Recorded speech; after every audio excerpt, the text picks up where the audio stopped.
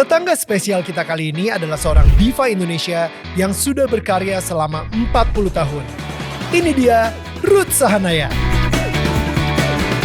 Dari perjalanan hidup yang ia lewati, mulai dari karya dia dalam bermusik, sampai hari ini ketika dia menjadi seorang aktris dalam Glenn Fredly The Movie, tidak lepas dari campur tangan Tuhan dan fondasi yang ditanam kuat oleh orang tuanya. Di sini, Mama Ute akan share secara eksklusif ujian hidup dari Tuhan untuk membuat dia menjadi seseorang yang lebih kuat dan momen ketika dia sempat sakit-sakitan karena tidak bisa mengampuni seseorang yang telah mengkhianatinya. Inilah dia kisah tetangga kita.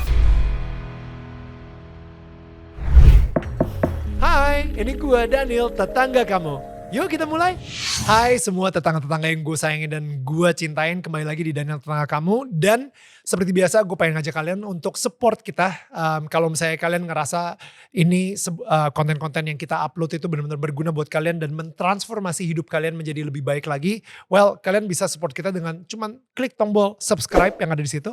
Atau kalian bisa kasih kita super thanks namanya yang ada di situ juga ya, berapapun amount yang kalian kasih super thanksnya itu kita sangat appreciate. Dan di sini ada QR code. Jadi kalau misalnya kalian pengen menjadi bagian dari tribe kita, kalian bisa langsung beli official merchandise dari DMN, right? Dan itu ada banyak banget baju-baju kayak Daniel Tetangga Kamu, baju-baju pokoknya merchandise lainnya deh. Ada tumbler juga, banyak. Anyway, go check it out yourself. But sekarang kita udah kedatangan seorang tetangga yang sangat amat spesial banget. Salah satu diva yang gue respect banget. This is Ruth Sahanaya. Hai Daniel, aduh, Mama Ute, seneng banget bisa jadi tetangga kamu loh. oh, Aku seneng. Gue juga seneng banget Mama Ute bisa di sini. Aduh, terima kasih loh. It is udah such a huge honor. undang aku. Oh, Thank you. Thank you Mama Ute. Tadi kita sebelum mulai nih kita nonton dulu tuh ya. Aduh. Video klipnya yang astaga, video klipnya yang Astaga memori, banget ya. astaga banget gitu kan. Dan habis itu kita komentar-komentar dikit gitu. Jadi kayak Mama Ute tuh pas lagi di video klip yang astaga itu yang paling pertama kali banget kan gitu kan. Jadi bener. itu gue ngeliat tahun 1987. Bener. Gue masih umur 6 tahun guys. Setua itu aku nih. Tapi Mama Ute ini spesial banget karena AC di studio kita mati. Gue to the point aja gitu ngomongnya. Itu dia kenapa kita langsung gerak cepat semuanya. And thank you banget buat tim-tim DMN. Luar biasa, yes. Itu semuanya langsung Hebat, memindahkan apa yang ada di studio dipindahin ke ke sini. kita di kantor luar kita. biasa. Dan makanya jadi maafkan kalau misalnya agak hujan-hujan nanti gitu ya. Jadi agak-agak bocor suaranya gitu. Karena tetangga yang di situ kayaknya nggak mau aku datang kali ya, jadi. No. Karena di studio kita itu nggak tahu kenapa hari ini benar-benar kayak AC-nya benar-benar nggak bekerja aja Nggak gitu. bekerja. Jadi di situ saya ngerasa wah kalau tadinya saya udah pengen postpone. Udah deh, jangan hari ini. Tapi ternyata kayak no. Ini pembicaraan ini kayaknya sangat penting banget sampai mati AC-nya AC dimatiin gitu. Wah gila gak ada nih. Supaya gue gak kasih kesaksian. Itu dia, karena kesaksian ini bakal powerful banget gitu amin, kan. amin. Tapi Mama Ute biasanya nih kalau misalnya lagi hujan-hujan kayak gini nih pas banget nih. Gue akan menyuguhkan teh ya. Yes, Silakan. aku penyuka teh juga. Itu rahasia suara bagus atau gimana tuh Mama Ute? Enggak juga, tapi sebenarnya aku lebih ke green tea sih. Iya. Iya, green tea. Tapi any kind of, pokoknya teh suka. Gue pikir, padahal Sariwangi tuh ada loh green tea-nya loh. Enak lagi, lagi hujan-hujan gini laginya. Coba nih, green tea-nya Sariwangi. Ada. Dan itu seneng banget. Biasanya kalau misalnya gak tahu, ini saya belajar dari istri saya sih sebenarnya. Jadi setiap kali ada yang bertamu ke rumah, karena mungkin dia itu pengen banget orangnya terbuka, ngobrolnya jadi enak. Welcome banget. Jadi akhirnya disuguhin teh gitu. Dan ternyata emang budaya Indonesia seperti itu juga tuh. Setiap kali ada orang bertamu ke rumah pasti dikasih teh dulu. Iya, betul. Disuguhin teh. It's very budaya Indonesia dan kita pengen coba jadi hangat kan juga, jadi warm gitu. Apalagi pas lagi hujan-hujan kayak gini. Makanya gue juga buat suasana jadi warm. Betul. Jadi untuk kayak misalnya yang datang juga merasa kayak welcome banget kan gitu. Betul, betul. I think you're absolutely right. Makanya gue juga makanya Sariwangi gitu ya, supaya kayaknya emang nikmat banget sih. Enak sih, Dari enak rasanya rasanya. enak banget juga kan Mama Ute. Jadi so pas banget. Anyway, Mama Ute, Mama Ute kayaknya kita akhir-akhir ini jadi lebih sering ketemuan, lebih sering Iya, aduh. deket banget kita ya, gara-gara I'm stuck on you. gue pengen ngomong pengen nyanyi Stuck on Me cuman malu gitu. Udahlah, gak mau lah.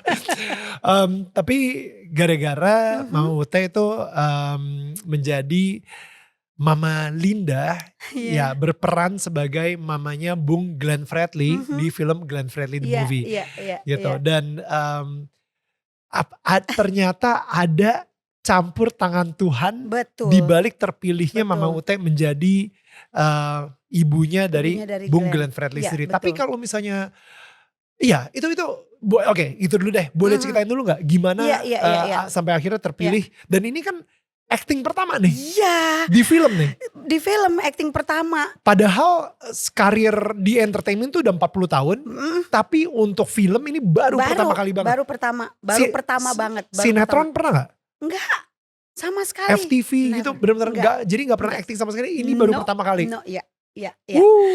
Dan buat aku kayaknya lucu aja gitu. Sekarang ini kayak aku diminta untuk untuk wawancara, untuk press conference apa gitu, tapi untuk film gitu. Aku jadi bintang film nih ya. Gitu. Kayaknya aneh banget gitu karena bertahun-tahun kan selalu biasanya press conference atau wawancara untuk launching lagu, album, pokoknya segala sesuatu tentang bermusiknya aku gitu. Tapi kali ini tentang film kayaknya gitu, kayaknya mungkin gak sih gitu ya. Ceritanya gimana? Mungkin aja Ceritanya gimana? Sebenarnya kalau yang minta aku untuk main film tuh dari dulu udah beberapa kali pernah ada yang nawarin aku untuk main film. Tapi aku masih belum berani dan masih nggak yakin karena aku kan emang orangnya nggak pedean banget ya. Aku orang yang sangat nggak pedean, pemalu sebenarnya. Kayak nggak yakin dengan kemampuan diri sendiri gitu ya. Kenapa aku jadi mau juga gitu ya? Karena sebelumnya aku tuh ketemu, jadi awalnya gini, sampai bingung mau ceritanya dari mana. Karena ini cerita Tuhan banget sih, karena gue udah denger. Tuhan ini banget Tuhan gitu, banget, ini tuh pekerjaan Tuhan banget sampai aku tuh bingung mau ceritanya. Apa yang kayaknya Mama Ute itu yang tadi Mama Ute bilang ya, kayak pemalu, introvert, apa yang orang bilang kayaknya nggak mungkin, akhirnya jadi mungkin sekarang. Makanya itu. Jadi kayak aku tuh sebenarnya awalnya ketemu Lukman, jadi tantenya Lukman itu adalah sahabat aku sama Papa Jeff. Namanya Teta. Nah dia waktu itu lagi datang ke Jakarta karena untuk Lebaran, jadi tahun lalu nih. Lukman nih by the way sutradaranya dari Glenn Fredly the Movie. Yes. Nah ketemu Lukman sama Lia, lalu kemudian ngobrol-ngobrol, Lukman bilang nih, Lukman cerita, Mama Ute kita nih lagi mau bikin film Glenn Fredly loh. Wow, aku bilang gitu, luar biasa, aku bilang gitu. Karena mungkin Lukman juga, kenapa Lukman ceritain itu ke aku, karena dia tahu kedekatan aku sama Glenn, hubungan aku sama Glenn seperti apa. Betul, gitu nanti kita ngobrolin soal ini. Gitu, jadi dia cerita, terus udah gitu Papa Jeff gini, biasa manajer kan, jadi kayak langsung jualan gitu, kalau lihat apa gitu langsung, bini gua lah jadi ini katanya gitu, jadi cameo. Bukan cameo, jadi apa namanya, lagu soundtrack, jadi soundtrack deh katanya. Jadi soundtrack kan kayaknya cocok tuh, udah Mama Ute kan deket tuh sama Glenn dulu. Terus oh iya boleh juga tuh nanti kita pikirin katanya gitu. Jadi dia ceritain segala macam apa tentang, terus aku bilang Oke, sukses ya, aku doain sukses banget. Wah aku excited banget, kepengen nonton pasti, aku bilang gitu. Udah tiba-tiba waktu lewat gitu aja gitu. Jadi kira-kira seminggu setelah itu aku lagi sama Papa Jeff lagi nonton film nih. Nah. Lagi nonton film, ada asistenku juga di situ, ada anak-anakku. Bioskop apa di TV? Enggak, atau? di TV. Okay. Nonton film-film Indonesia, karena kan film Indonesia kan sekarang juara-juara, hits banget ya gitu ya. Jadi banyak banget pilihannya yang bisa kita tonton gitu, dan semua juga punya ini yang bagus gitu kan, punya kelas yang bagus gitu kan, punya jalan cerita yang bagus gitu. Jadi aku lagi nonton terus aku iseng aja, aku lagi seru juga kali ya Pak ya main film, aku bilang gitu. Kayaknya seru juga ya main film, aku bilang gitu, kayak punya tantangan tersendiri aja gitu kan. Tapi udah sebatas gitu aja, iseng ngomong ngucap gitu aja. Terus udah habis itu aku ambil minum, ambil makan, karena sambil makan kan nontonnya. Udah, nggak taunya 5 menit setelah aku ngomong, 5 menit. Can you imagine? 5 menit setelah itu tiba-tiba Lukman WhatsApp dulu nih. Dia WhatsApp aku, dia bilang, "Hai Mama Ute, apa kabar?" gitu, gini. "Happy Sunday." Kebetulan waktu itu hari Minggu. "Happy Sunday, bla bla bla. Mama Ute, aku bisa telepon nggak?" Katanya gitu. Terus aku lihat gini, Lukman. Oke, itu. Tapi aku tuh kayak langsung, karena dungaren banget kan, maksudnya tiba-tiba banget gitu ya. Maksudnya nggak pernah-pernahnya gitu. Terus aku gini, oh ini pasti bener nih kali nih, dia mau minta aku jadi soundtracknya gitu kali kan gitu. Aku langsung kepikiran, langsung connectnya ke situ gitu. Terus aku gini, oh oke, bisa aku telepon aja, aku nggak ngapa-ngapain, aku bilang gitu. Udah akhirnya dia telepon, aku ngobrol, terus dia bilang, "Mama Ute apa kabar?" "Oke, puji Tuhan baik," aku bilang gitu. "Mama Ute, waktu itu kan kita ngomongin di rumah Teta ngomongin soal ini ya gitu, Glenn Fredly the Movie. Glenn Fredly the Movie." "Oh iya inget, kenapa?" Emang aku bilang gitu, "Kenapa?" "Iya kita mau ngajakin Mama Ute nih," dia gitu. "Kita mau ngajakin Mama Ute." Aku bilang, "Oh ini bener soundtrack. nih, soundtrack." Aku gitu kan, soundtrack. "Iya kita mau ngajakin Mama Ute nih gitu, untuk jadi berpartisipasi juga di film ini gitu kan." Gini, "Oh oke," gitu. "Aku ngapain, nyanyi ya?" Gitu aku gini. "Enggak, kita kemarin kebetulan semua lagi meeting, terus kita semua sepakat, akhirnya tiba-tiba aku kepikiran aja gitu, kenapa nggak Mama Ute aja yang jadi Mama Linda, mamanya Glenn." Aku tuh kayak, "Ah?" Aku gitu. Aku langsung gini, terus aku, Tuhan, aku langsung inget tadi yang barusan tadi aku 5 menit yang lalu aku gini, "Ah lu bercanda ya?" Gue bilang, "Gue tuh kayaknya baru ngomong, masa sih terus langsung lo jawab gini?" gitu. Gue langsung, "Hah?" gitu. Kayak dengan sebentar gitu aja tuh langsung dijawab gitu, aku ngerasanya kan seperti itu ya. Amazing. Terus aku langsung, "Apa?" Aku bilang, "Kamu gak salah," aku bilang gitu. "Lukman kamu gak salah." Sampai aku tuh memang gagap, benar-benar gagap kayak, "Bener sih kamu yang minta aku jadi ini." Terus, "Iya bener," katanya gitu. "Gak salah juga," aku bilang gitu. "Aku tuh belum pernah main film loh," aku bilang gitu. Terus disuruh jadi peran ibu mamanya Mama Linda, mamanya Glenn, yang itu tuh perannya kan susah, besar gitu. Maksud aku, "Bercanda lu ya?" gitu kan gitu. "Enggak, beneran. Aduh aku nggak tahu ya," aku bilang gitu. "Aku mau jawab iya, enggak, mau seneng, kaget, apa gimana," aku bilang gitu. Karena aku bener-bener tadinya baru ngomong nih, aku bilang gitu. 5 menit yang lalu bener-bener kayak diucapin. Iya. Pas diucapin, lucu kali ya main film, diucapin seperti itu. Ditangkap sama Tuhan Ditangkap sama Tuhan, langsung dijadiin. Dijadiin itu kan. Come on. Itu tuh gila banget loh. Buat aku sih rasanya itu gila banget gitu, kayak langsung dijawab gitu. Aku oke, sampai aku gini ya Lukman, aku tuh bingung, aku bilang gitu. Duk. Aku langsung deg-degan banget, keringet dingin, bener asli. Aku tuh langsung, ada asistenku di sini, dia nyaksiin, dia bilang gitu. "Hah? Aduh, tuh Mam," katanya dia langsung gitu. "Tuh Mam, dijawab loh langsung sama Tuhan." "Iya," gue bilang, "ini gila banget," aku bilang gitu. Ucapanmu adalah doa, wow. Itu makanya itu benar ya, bahwa ucapanmu adalah doamu. Makanya kita kalau ngucap, kalau ngomong yang baik-baik selalu harus gitu. Jangan ngomong yang karena apa yang kita ucapkan itu yang langsung ditangkap sama Tuhan loh. Bisa jadi blessing atau bisa jadi kutukan. Gitu. Jadi aku langsung Aku langsung bilang gini, aku bilang sama Lukman, aku bilang, "Lukman, oke, mau nggak Mama Ute?" Nanti dulu ya," aku bilang gitu. "Oke," aku nggak langsung jawab oke, aku bilang, "Bentar, aku diskusi dulu sama Papa Jeff ya," aku Ya, bilang gitu. "Kasih aku waktu ya ya, Lukman," aku bilang gitu. "Iya, take your time aja Mama Ute-nya." "Oke, oke." Udah, long story short akhirnya aku bilang sama Papa Jeff, "Pa ini gimana?" "Terserah kamu, itu ya, kan tadi kamu bilang tuh," katanya gini, terus aku, "Oke."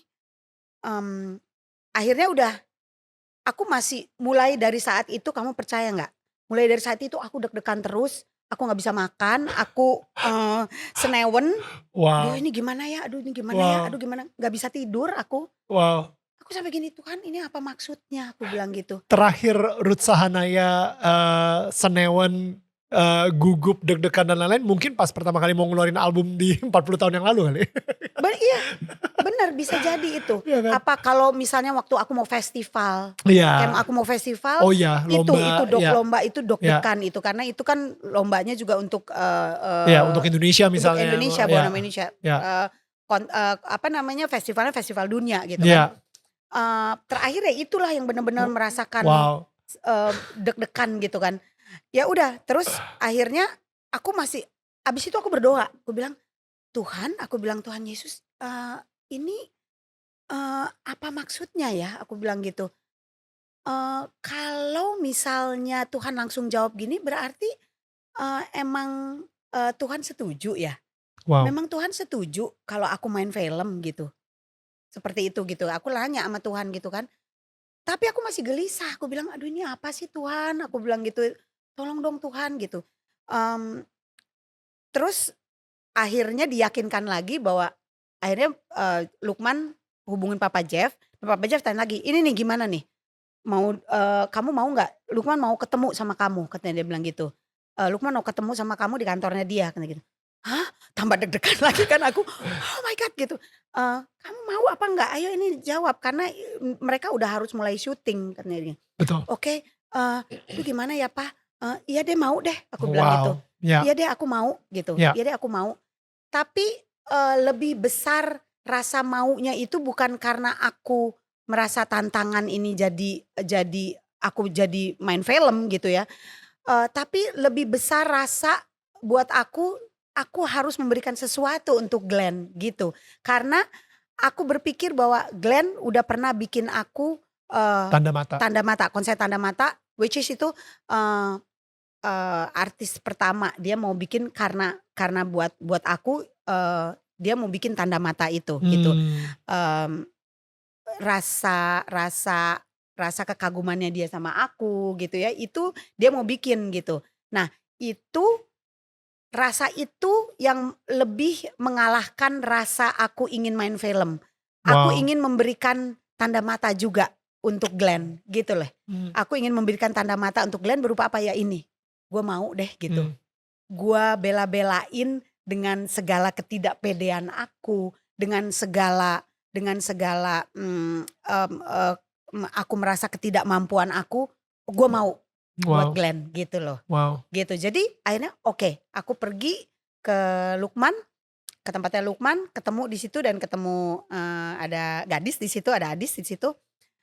Udah dia ngobrol-ngobrol terus aku udah gitu, Lukman bilang gini sama aku, "Oke, Mam Ute," akhirnya dia ceritain dulu garis besarnya kenapa dia mau bikin ini, jalan ceritanya seperti apa, yang di mana aku pun baru tahu gimana hubungan dia dengan keluarganya yang betul, sebetulnya. Karena kan betul, itu yang tidak ke-expose kan gitu, itu yang tidak ke-expose sama, eee eee, nggak sama orang banyak, masyarakat, sama masyarakat. orang Jadi banyak akhirnya Mama gitu. Ute pas Heeh. pertama kali baca skripnya Jadi baru gimana? tahu juga sebenarnya jalan Hmm, ceritanya seperti apa gitu ya, ya, dalam kehidupan si Glenn sendiri di keluarganya itu hmm, gitu.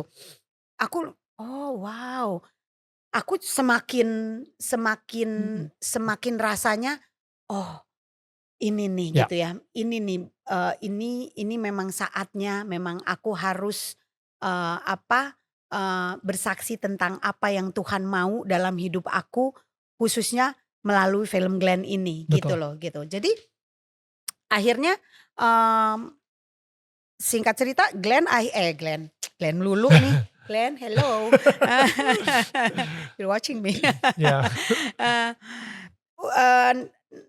Akhirnya Lukman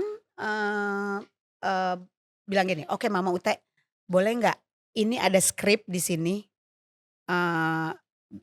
Which is menurut aku itu skrip yang sangat sulit. Sangat sulit. Di bagian itu yang dia bilang, "Nih Mama Ute, coba Mama Ute baca ini sedikit, terus coba Mama Ute rasain, terus coba Mama Ute coba peranin jadi Mama Linda," gitu kan. Udah, jadi akhirnya baru aku denger ceritanya dari Lukman aja aku udah nangis gitu.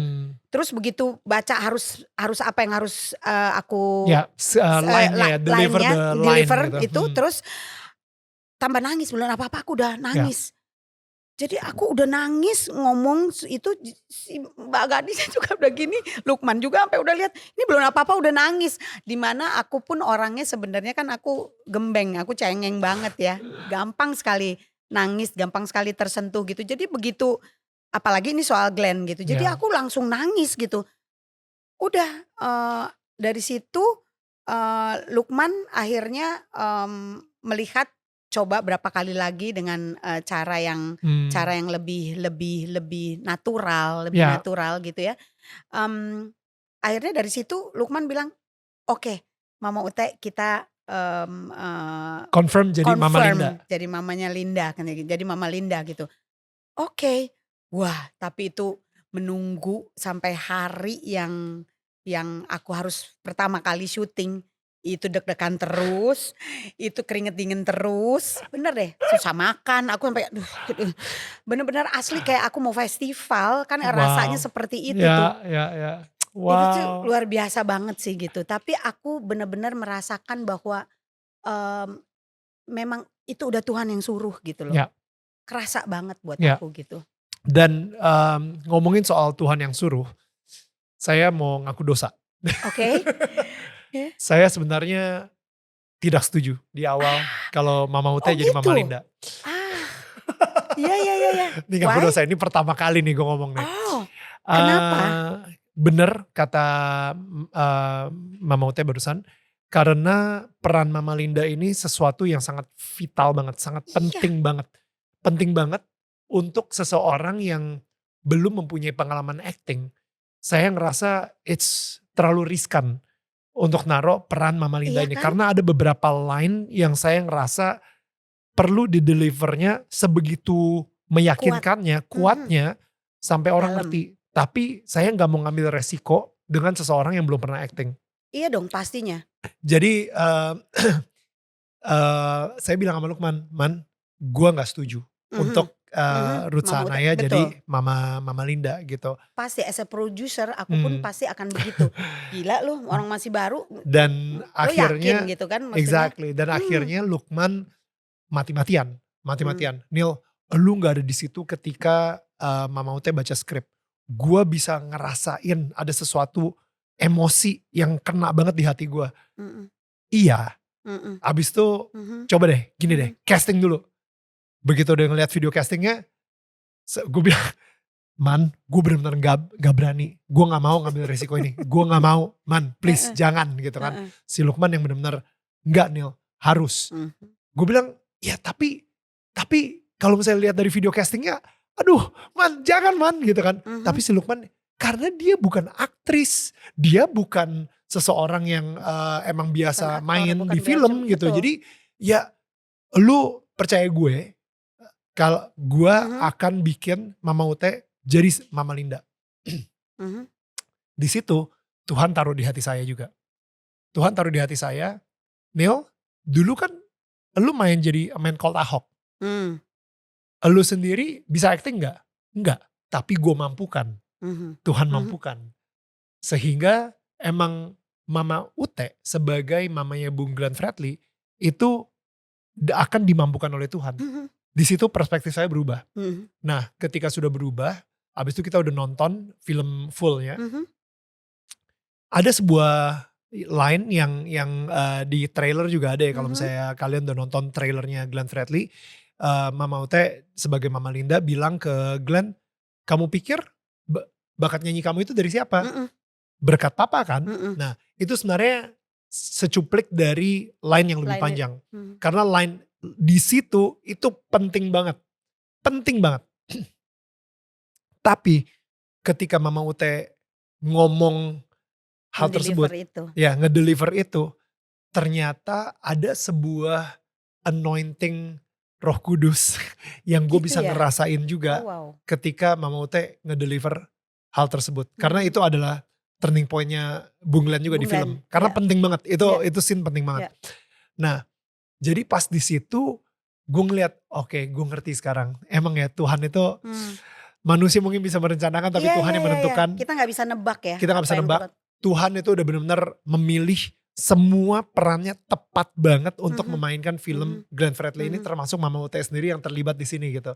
Jadi makanya jadi pas kita ketemu di press conference, aku bilang ke Mama Ute, thank you. Dan itu, dan gue sendiri juga bilang sama Lukman, Man thank you ya Man ya. Lu bener-bener kayak gue salah saat itu untuk meragukan Mama Ute gitu. Tapi bener-bener seorang Lukman Sardi bisa merubah Mama Ute jadi mamanya Glenn Fredly. So Man thank you banget.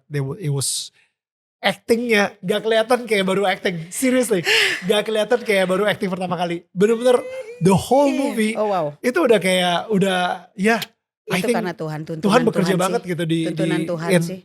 Makanya itu ya, ketika kita mendapat kepanggilan dari Tuhan, Tuhan itu ternyata gak manggil orang-orang yang siap. Iya. Tapi Tuhan manggil orang-orang yang nurut. Yang nurut, betul. yang nurut, yang mau. Karena dia akan mempersiapkan si orang-orang yang nurut. Betul. Gitu. Makanya itu pun yang aku doa, aku bilang sama Tuhan, oke Tuhan, ini sih dalam 5 menit lo langsung jawab apa yang gue, berarti Tuhan, Engkau akan mempersiapkan aku. Akan mampuin aku deh. Itu juga yang membuat iman aku jadi yakin gitu. Enggak, lu bisa. Pasti lu bisa. Udah tenang aja, gak usah ragu-ragu. Lu pasti bisa Ruth gitu. Itu juga yang meyakinkan aku, terlebih lagi karena sebenarnya aku melihat dari Lukmannya sendiri. Dia kayak yakin banget gitu. Enggak, Mama Ute bisa. Dia bilang gitu. Dia lebih yakin daripada Mama Ute. Dia lebih yakin. Enggak, Mama Ute bisa katanya gitu. Aduh Lukman, aku deg-degan banget, gimana nih aku gak bisa. Aduh ini. Bisa. Mama Ute bisa. Aku juga deg-degan nih katanya, dia bilang gitu. Aku juga deg-degan loh katanya gitu. Dia bilang gitu. Aku sama-sama deg-degan, kita sama-sama belajar kok. Yang bener kamu buat nyenengin aku aja. Aku bilang gitu kan. Terus dia bilang enggak, nanti ada coachnya kok. Dia bilang gitu, nanti ada coach gitu. Dan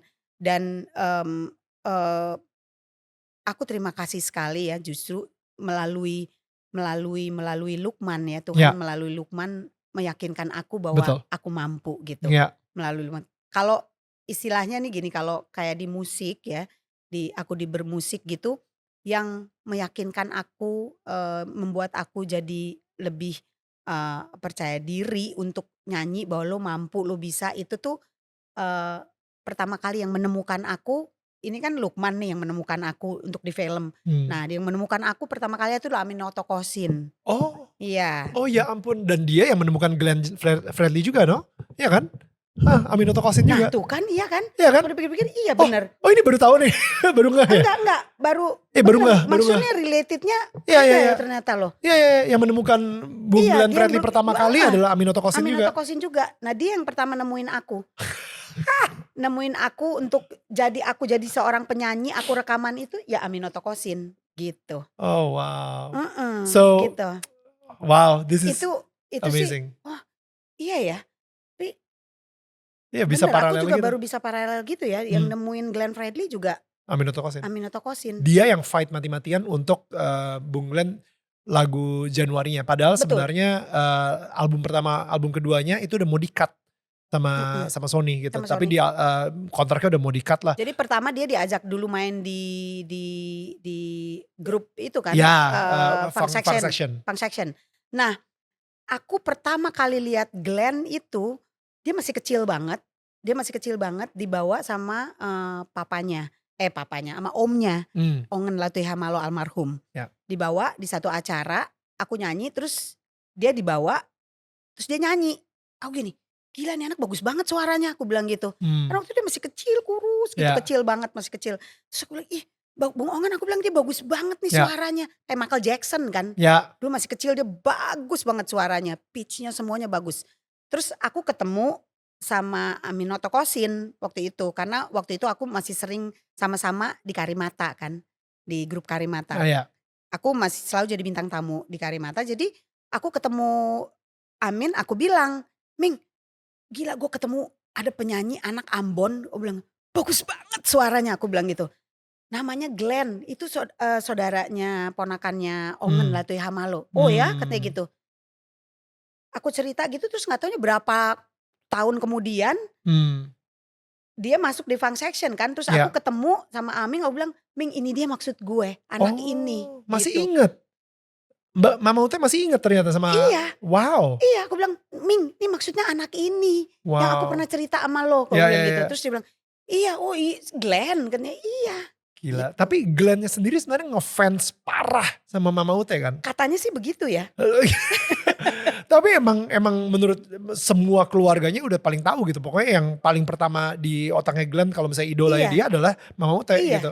iya. Heeh, Sampai ada satu momen yang dia selalu ceritain bahwa dia mau nonton konser aku di Taman Ismail Marzuki, waktu itu dia nggak bisa nonton, jadi dia cuma dari luar aja, dia nggak punya uang waktu itu untuk masuk, betul. untuk nonton, gitu. Jadi dia cuma denger dari luar karena di luar tuh ada, Kayak TV-nya kayak gitu TV-nya misalnya, heeh. gitu, ya dia cuma denger dari situ, lihat gitu-gitu, Iya, gitu. se-ngefans itu Se-ngefans makanya itu. ketika dia udah bisa mempunyai platformnya, mempunyai finance-nya Mhm, untuk mhm, membuat sebuah konser tanda mata, ya akhirnya konser tanda mata itu yang paling pertama adalah Mama betul. Ute gitu. Tapi sebelumnya, eee konser pertamanya dia mau justru Papa Jeff yang buat.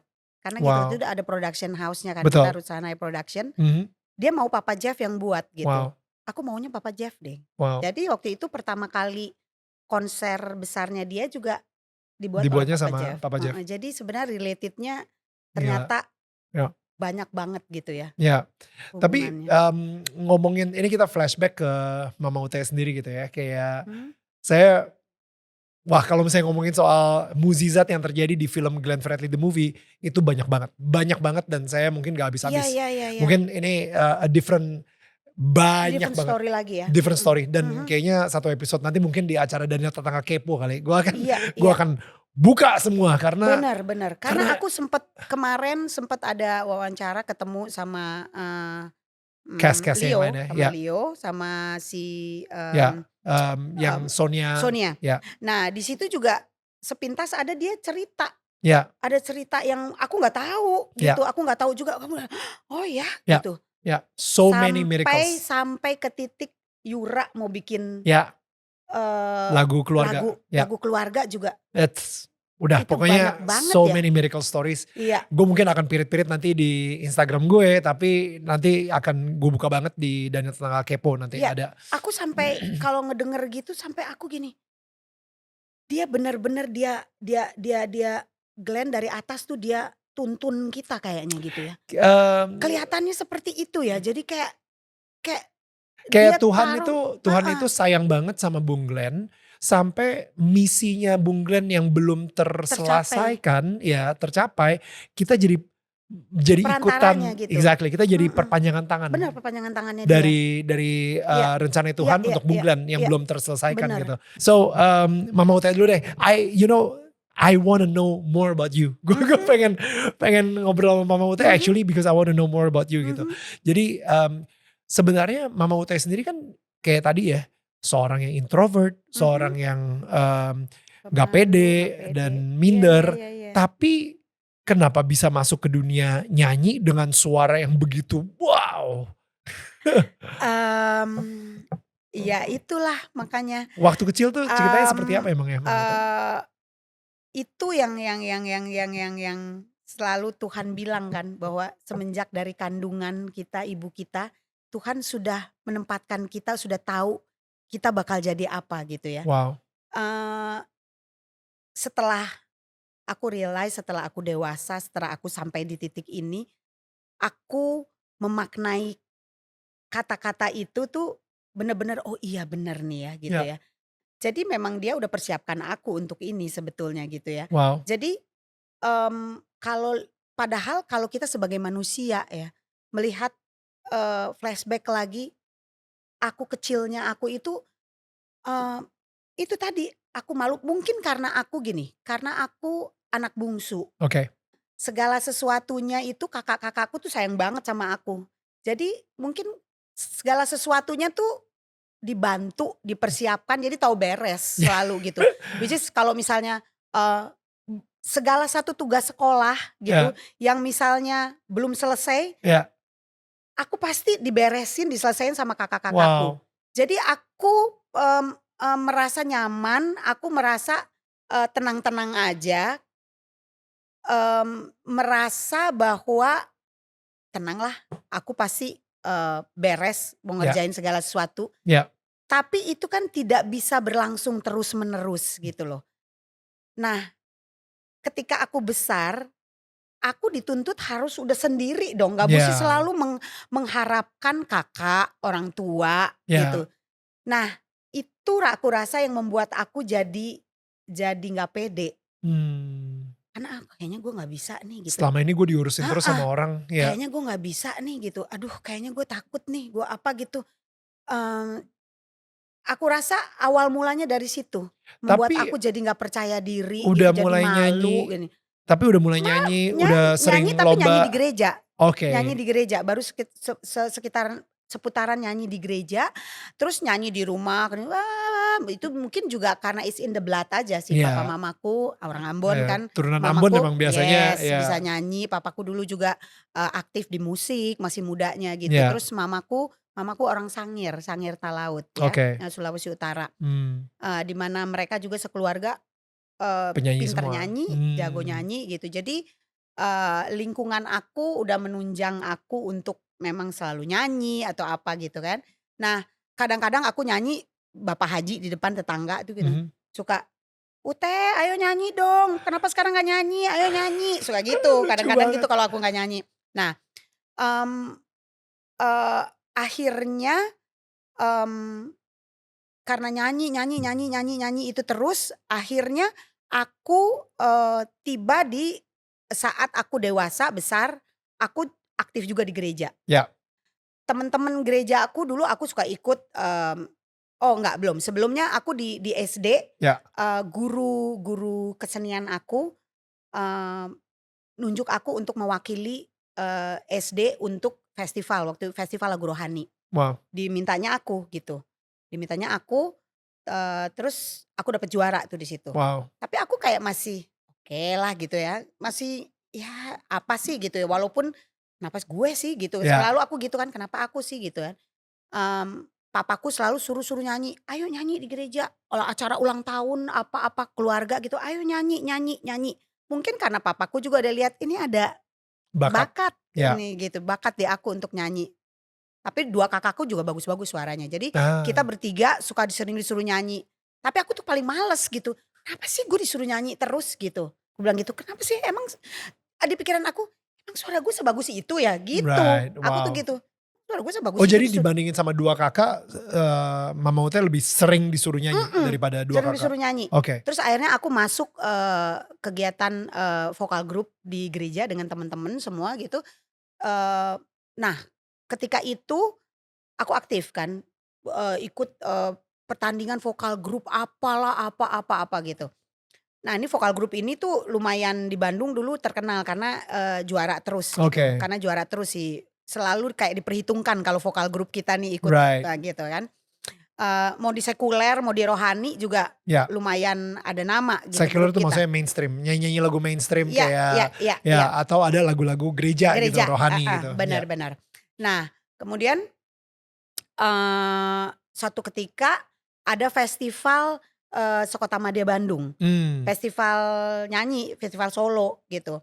Nah ini teman-teman aku tuh udah tahu banget karakter aku. Aku orang yang, "Enggak lah ngapain," karena aku malu, takut gitu kan gitu jadi, sementara mungkin mereka melihat kemampuan itu, akhirnya mereka diam-diam Mendaftar. mendaftarkan. Wow. Mendaftarkan, mereka urunan pakai duit mereka zaman dulu. What? Untuk aku ikut, nih kita udah bayarin gitu. Tapi mereka tuh pinter, mereka tahu mereka bayarin, pasti aku nggak mau nolak dong. Jadi gak enak soalnya. Jadi gak enak kan, Wow. gitu. Udah aku memang gak enakan juga orangnya gitu kan. Terus aduh, ayo lo Teh, ini kita udah bayarin, ikutan festival kan gitu.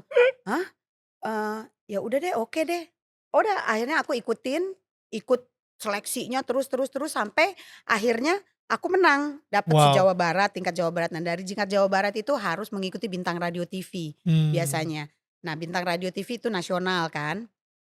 Aku ikut di situ, Wow. akhirnya aku dapat juara 2. Aku jatuhnya karena aku nggak bisa nyanyi keroncong gitu pada saat itu. Kalau dulu di Bintang Radio TV itu ada lagu umum sama lagu Daerah. lagu pilihan. Ya. Lagu pilihan, nah lagu pilihannya itu lagu keroncong gitu. Oke. Lagu keroncong. Nah aku mesti nyanyi, nah aku kalah di situ. Dan di gitu. situ Aminoto Kosin menemukan Mama Ute? Oke. Belum. Aku masih di situ, masih ikut festival-festival. Terus kemudian abis itu aku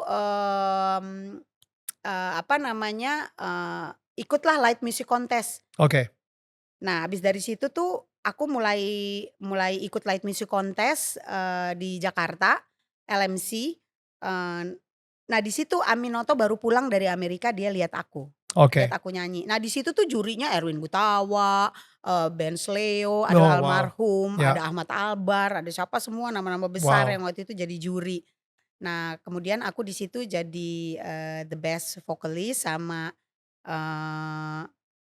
iya waktu itu the best vocalist gitu. So kalau misalnya boleh tahu gitu ya, di mana Mama Ute emang udah sering banget nyanyi di gereja, udah sering banget malah nggak tahu ya. Well di awal karir sih akhirnya lama-lama bikin album rohani juga segala gitu. Hubungannya Mama Ute dengan Tuhan sendiri itu seperti apa? Nah aku bersyukur aku hidup dari lingkungan, dilahirkan dari papa mamaku yang memang orang-orang yang taat dalam beragama, takut akan Tuhan gitu ya.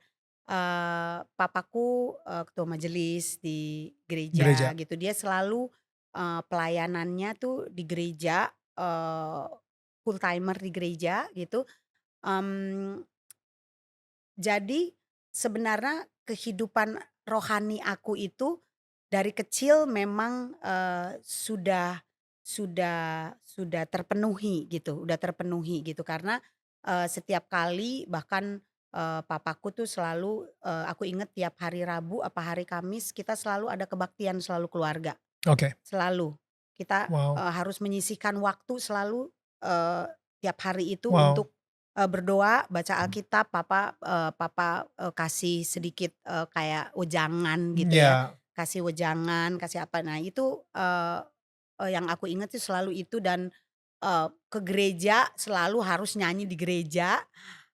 Walaupun dengan males-males aku gitu ya. Tapi itu justru yang menempa aku sampai aku kehidupan aku untuk selalu takut akan Tuhan itu berjalan. Wow. Seperti itu. Karena dari kecil memang sudah kehidupan agama aku itu sudah kuat, dilandasinya kuat sekali oleh kedua orang tuaku. Tapi pas begitu masuk ke dunia entertainment gimana tuh? Begitu udah ada lagu Astaga, ada lagu Memori, dan semuanya itu kan udah mulai dikenal dan dunia gemerlap iya, entertainment, padahal sebelumnya itu benar-benar gereja banget. Justru itu karena dari kecil, makanya itu pentingnya kita dari kecil untuk mempunyai fondasi yang kuat untuk agama itu penting banget, karena itu yang aku rasain. Jadi ketika aku sudah mulai menginjak ke era, ke dunia yang gemerlap, yang tantangannya luar biasa gitu ya, yang benar-benar kita akhirnya kadang-kadang suka kehilangan perbedaan antara hitam putih, itu udah abu-abu bahkan gitu kan. Nah itu justru yang menguatkan aku Jadi aku lebih eling gitu loh. Lebih bisa langsung ini salah, ingat, ini benar. ya Ya. gitu. Itu yang membuat aku amat sangat membuat aku untuk lebih waspada dalam menjalankan segala sesuatunya gitu. Menjalankan segala sesuatunya.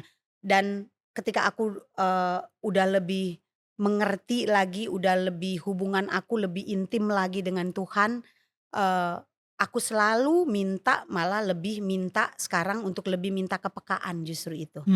Minta kepekaan dari Tuhan supaya aku lebih bisa eee, mendengar dan mengetahui apa yang Tuhan mau dalam Mmm, hidup aku gitu. mmm, mmm. Mhm. Kayak akhirnya itu by the way kapan tuh? Ketika kayaknya, wow selama ini gue udah ke gereja tiap minggu, Mhm, gue udah bikin album tema mhm, rohani, mhm. melayani Tuhan saat ini, tapi ternyata kok masih butuh keintiman tersebut ya? Iya, iya, Masih iya. butuh Karena karena aku kayak berupa ritual aja yang aku rasain. Oh ya mmm, emang harus ke gereja, ya udah gitu. Tapi kayak belum belum belum bener-bener kesentuh gitu bahwa memang lo harus melayani Tuhan gitu. mmm, Melayani Tuhan itu seperti apa tuh aku masih mmm, masih masih kayak, eee, biasanya kan cuma tiap minggu aja. bener itu kayak kayak kayak aku ngerasa kayak itu kayak ritual aja memang gua harus ke Iya, gereja, memang udah kita sebagai orang Kristen kan ya gitu harus ke gereja, baca iya, Alkitab, dengar iya, khotbah, iya, apa ya, ke sekolah minggu iya, gitu. Itu karena aku merasa ya udah gue orang Kristen ya itu yang harus gue jalanin, ya iya, aku jalanin aja gitu. Tapi belum benar-benar sadar, belum benar-benar tahu, apa fungsinya Tuhan lahirkan mmm, kita di dunia ini tuh untuk apa gitu, aku masih wow, belum tahu. Iya kan mmm, masih belum harus seperti apa sih gitu. Gue iya, harus kayak gimana nih gitu.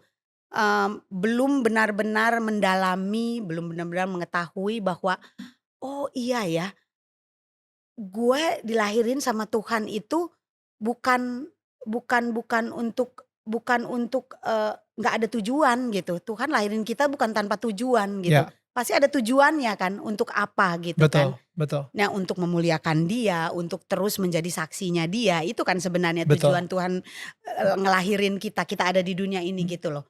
Nah, mmm, akhirnya aku mulai diaktif di gereja memang iya, tapi setelah dewasa aku pindah di Jakarta, aku mulai tuh ikut kelompok-kelompok kayak misalnya apa ya, kelompok-kelompok rohani, aku mulai mengikuti itu. Nah, yang sebenarnya yang membuat aku benar-benar akhirnya eee apa ya, merasakan merasakan eee eee, kehadiran aku di dunia ini tuh penting gitu ya, ketika aku mengikuti satu kelompok gitu, kelompok sebenarnya dulu namanya apa ya, aku sampai lupa, apa musik gitu, pokoknya ada musik-musiknya, di mana salah satunya adalah Nindi Ellis almarhum, oke, dia yang terus-terusan tuh mengajak aku sama Lita waktu itu, Lita Zen, mhm, dia yang mengajak kita terus untuk, "Ayo lu masuk dong sini mmm, di kelompok ini," iya, gitu. Untuk supaya membangun, apa namanya, iman rohani kita gitu. Karena waktu itu belum kan, aku masih yang seperti iya, aku bilang, ritual aja ritual semuanya, aja. Jadi, aku bilang, "Oh oke." Akhirnya aku ikut masuk di dalam kelompok itu, di mana di situ tuh sebenarnya seniman-seniman, penyanyi-penyanyi Kristen yang dikumpulin mmm, untuk, "Ayo kita." Karena mereka berpikiran pada saat itu adalah kita sebagai seniman-seniman ini gitu, pasti, eee, rohaninya juga perlu dibangun kan gitu, perlu betul, dibangun di mana kita tuh pasti nggak punya waktu kadang ke gereja juga enggak, karena banyak nyanyi, iya, gitu kan. Nah jadi akhirnya kita membangun kelompok itu, eee, banyak sekali artis-artis Kristen waktu itu di situ. Nah di situ pada satu saat ada, aku nggak tahu di berapa kali pertemuan, eee, ada satu saat di situ di mana akhirnya aku dengan Papa Jeff benar-benar di situ Tuhan jamah kita benar-benar. Tuhan jamah yang Artinya apa tuh? Ketika Tuhan jamah itu artinya apa tuh? Ketika Tuhan tempatkan kita untuk menyadarkan kita bahwa oke, kita akhirnya merasa Tuhan aku mau untuk melayani Engkau gitu. Wow. Aku mau menjadi saksimu, melayani Engkau gitu. Wow. Aku akan tidak takut, tidak malu untuk di situ momennya. Wow. Karena selama ini kan kayak masih bukan malu untuk, tapi takut. Kadang-kadang kita takut kan untuk apalagi zaman dulu ya. Zaman dulu tuh kayak masih tidak bisa sebebas sekarang kita untuk bersaksi gitu kan. Puji syukur sekarang kita masih ditempatkan di negara Indonesia ini yang membebaskan kita masih untuk bisa bersaksi gitu kan. Betul. Gitu. Nah itu momen dimana akhirnya aku mengambil keputusan, aku sama Papa Jeff, aku mau melayani Engkau Tuhan gitu. Wow. Dengan suatu alasan mungkin aku juga bilang ke Tuhan bahwa Tuhan aku tahu nih, aku harus melayani, tidak harus menjadi pendeta, tidak harus menjadi penginjil. Tapi Engkau mau tempatan aku justru melayani di dunia sekuler. Di dunia entertainment. Ya di dunia entertainment dengan apa? Ya dengan perbuatan aku, dengan kata-kata aku, dengan tutur kata aku, dengan kehidupan aku dalam keluarga. Wow. Pasti Engkau mau aku menjadi menjadi contoh, menjadi saksimu melalui itu gitu, melalui kehidupan aku di sekuler gitu. Wow, saya selalu percaya ya, maksudnya lu gak perlu ngomongin soal Yesus, tapi lu bisa memperlihatkan Yesus. Iya, perbuatan aja dari melalui perbuatan gitu. Siapa yang ngomong ya, kayak ada salah satu quotes yang bagus banget. Every single day I always preach about Jesus. Only when it's necessary, then I open my mouth. Itu kan, itu keren banget menurut saya. Itu keren banget. Jadi keren banget. Kita itu justru memang dari semua gerakan kita, apa yang kita lakuin, itu we always show Jesus gitu. Jadi biar orang-orang bisa ngelihat Tuhan Yesus dari kita gitu. Kita sebagai surat terbuka itu ya. Dan buku yang terbuka. Betul. Gitu. Dan boleh tahu gak itu momen kapan gitu yang pas? Itu tuh berapa puluh tahun yang lalu ya. Pokoknya aku inget aku baru menikah sama Papa Jeff itu mungkin baru sekitar 10 apa 15 tahun aku menikah. Okay. Nah ini kan sekarang aku udah mau 30 nih. Tahun ini aku 30 tahun. Berarti 10 tahun yang berarti 15 tahun yang lalu. 15 tahun yang lalu. Ya 10 tahun apa 15 tahun yang lalu kejadian itu. Gitu. That's a long time ago. Udah lama sekali gitu, udah lama sekali dan itulah makanya ya kadang-kadang tuh iblis kan nggak suka ya kalau kita kayak gitu tuh ya. Iya. Dia cari aja terus caranya supaya kita nggak on fire gitu. Kayak gimana misalnya? Bikin kita jadi males kadang-kadang gitu ya, bikin kita jadi kadang-kadang setengah-setengah. Dia selalu kadang-kadang kasih apa ya, kasih saat-saat atau boleh dibilang kasih godaan-godaan itu yang membuat kita akhirnya jadi iman kita luntur lagi sama Tuhan gitu ya. Itu kan sifatnya iblis ya selalu. Ya, pokoknya seperti ingin itu. sebisa mungkin memutuskan hubungan kita sama Tuhan gitu. Apapun caranya gitu. Jadi ya itu tuh dalam 15 tahun sampai saat ini pun itu juga ups and down itu. Iman aku tuh dibuat kayak wah jet coaster ya. Cungcang gitu dengan berbagai macam pengalaman hidup yang aku rasain, aku alamin gitu ya. Tapi justru itu semakin mengukuhkan aku, menguatkan aku bahwa lo gak bisa lepas dari gue gitu. Lo gak bisa lepas dari gue gitu. Tuhan bilang gitu. Kamu gak bisa lepas dari aku gitu. Dan I think sama juga gitu. Gue ngerasa iblis kayak tadi tuh. Iblis itu akan menggunakan berbagai macam cara untuk memutuskan hubungan kita dengan Tuhan. Bisa dengan dikasih kesuksesan kadang-kadang, dikasih kekayaan. Ketika kita dikasih, ada beberapa orang dikasih kekayaan langsung mikir, oh ini gara-gara gue nih, bukan gara-gara Tuhan. Diputusin hubungannya. Kadang-kadang dikasih kesibukan. Sibuk terus sampai gak sempet doa, sibuk terus, ya itu putus lagi hubungannya. Benar. Dikasih berbagai macam, dikasih pacar, ya kan dia langsung akhirnya menyembah pacarnya gitu, udah bukan menyembah Tuhan lagi. Dikasih rasa bersalah, wah lu udah ngelakuin itu kemarin, lu udah dosa kemarin, wah ini Tuhan sih bakal marah banget sama lu. Jadi makanya kita benar-benar sebisa mungkin harus terus terkoneksi sih sama Tuhan sih. Harus terkoneksi. Nah, yang aku rasain tuh itu memang ketika aku mulai lemah, mulai males-malesan untuk bersekutu lagi dengan Tuhan gitu ya. Intim, membuat keintiman lagi dengan Tuhan, ya itulah pasti cepat sekali. Tapi aku bersyukurnya bahwa itu makanya dari kecil itu yang membuat kita sampai dewasa ini tuh kita jadi cepet sadarnya gitu loh.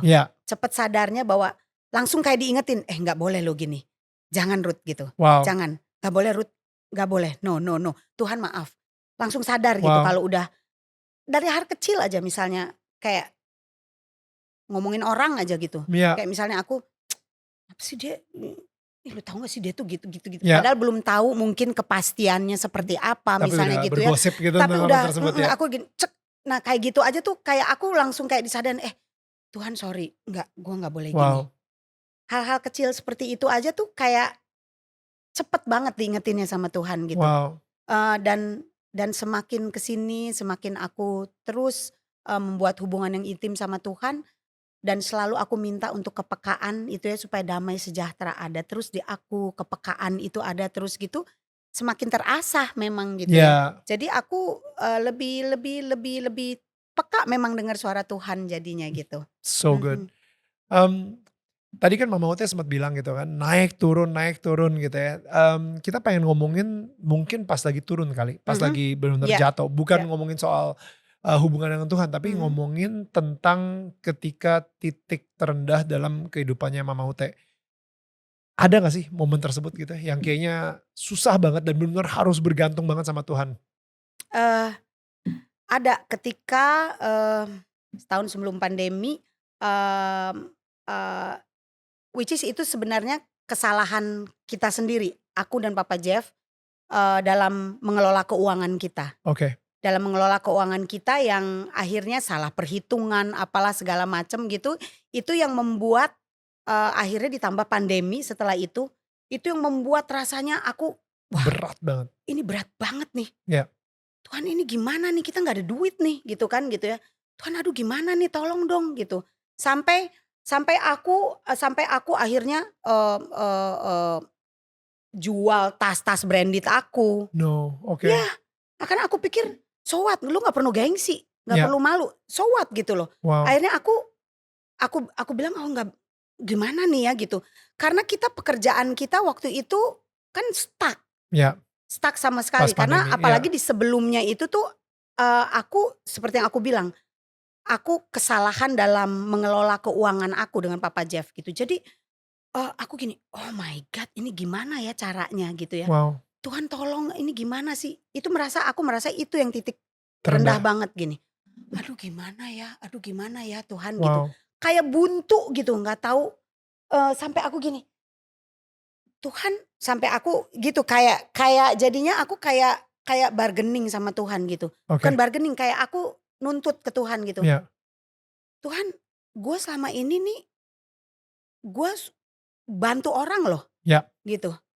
Tuhan, gue selama ini tuh, gue bantu keluarga gue, gue bantu setiap orang yang perlu, bahkan sampai aku lagi nggak ada duit pun, aku berusaha untuk nggak apa-apa deh, tolongin aja, gitu. Gue kasih nih gitu. Sampai kayak gitu.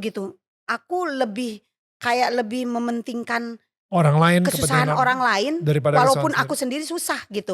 Aku sampai enggak apa-apa deh gitu. Tuhan, gue udah kayak gini nih, gue kasih perpuluhan ke Iya. gereja gitu. Kenapa? Terus kenapa gini? Sekarang kok gue nggak ada nih sekarang gimana? Salahnya di mana ya Tuhan gue gitu? That's amazing. Kelirunya gue di mana nih Yeah. gitu Tuhan? Aku salahnya di mana nih gitu ya? That's so real. Iya, sampai aku tuh kalau ngobrol sama Tuhan, berdoa, aku ya kayak ngomong gini aja kayak ke Bapak kita gitu. Yeah. Aku ngobrol aja, Tuhan nggak gitu dong Tuhan. Tuhan tolong gimana dong, gue kesel nih Tuhan gini. Aku sih gitu aja berdoanya. Sama Tuhan tuh aku gitu kayak sering ngobrol gitu sama Tuhan. Aku bilang, Tuhan gak gini juga dong Tuhan. Kok lu bener-bener gak kasih gue berkat nih gitu. Kayaknya kok ketutup banget nih gue, kenapa nih Tuhan gitu kan. Tapi buat aku justru momen-momen itu setelah sekarang aku melihat gitu. Bahwa justru momen-momen itu yang benar-benar memang akhirnya Tuhan mau supaya kita memang mengandalkan Dia gitu. Karena mungkin selama ini kita lebih mengandalkan memang merasa nih gue mampu, nih gue bisa, gue kasih. Dan itu juga yang diajarkan bahwa Ruth ayo kamu harus menghargai yang kecil. Dari yang kecil gitu, segala sesuatu yang kecil. Dulu kan karena aku merasa oke, aku punya nih semua, banyak uang, aku mau beli apapun name it, mau apapun aku bisa gitu loh gitu ya. Mau beli apa bisa, sampai kadang-kadang aku tidak menghargai uang yang kecil. Uang kecil kayak berapa perak apa gitu. Tapi lihat ketika lagi susah, pandemi lagi susah kayak gini, 50 uang 100 aja tuh aku simpen. Wow. Aku gila nih, ini berharga banget nih. Aku simpen nih dulu tuh mana sih aku mikir yang gitu. Apa sih lah gitu gak gitu. Wow. Tapi itu yang Tuhan ajarin. Ternyata itu yang Tuhan ingetin ke aku. Lo hargain yang kecil. Wow. Karena lo bisa dapet yang gede dari yang kecil juga kan dulu lo dapetnya gitu loh. Wow.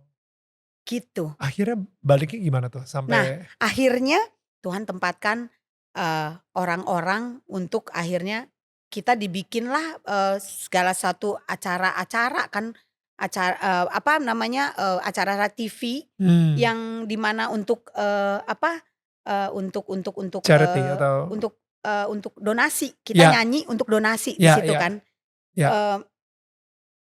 Waktu itu ada salah satunya termasuk konser 7 ruang. 7 ruang yang Mas Doni bikin. Itu yang akhirnya kita sebagai penyanyi, sebagai musisi bisa dapat uang dari situ. Wow.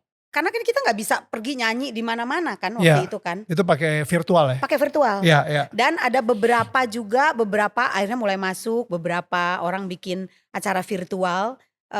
Donasi juga? Enggak, akhirnya kayak perusahaan-perusahaan bikin secara virtual. That's amazing. Secara virtual gitu kita nyanyi. Ya tapi kita dibayar sebagai penyanyi, sebagai penyanyi gitu. This is amazing. Sorry, saya tiba-tiba kayak ini yang namanya sistem tabur tuai. Tabur tuai, betul. I think dimana apa yang kita tabur akan kita tuai.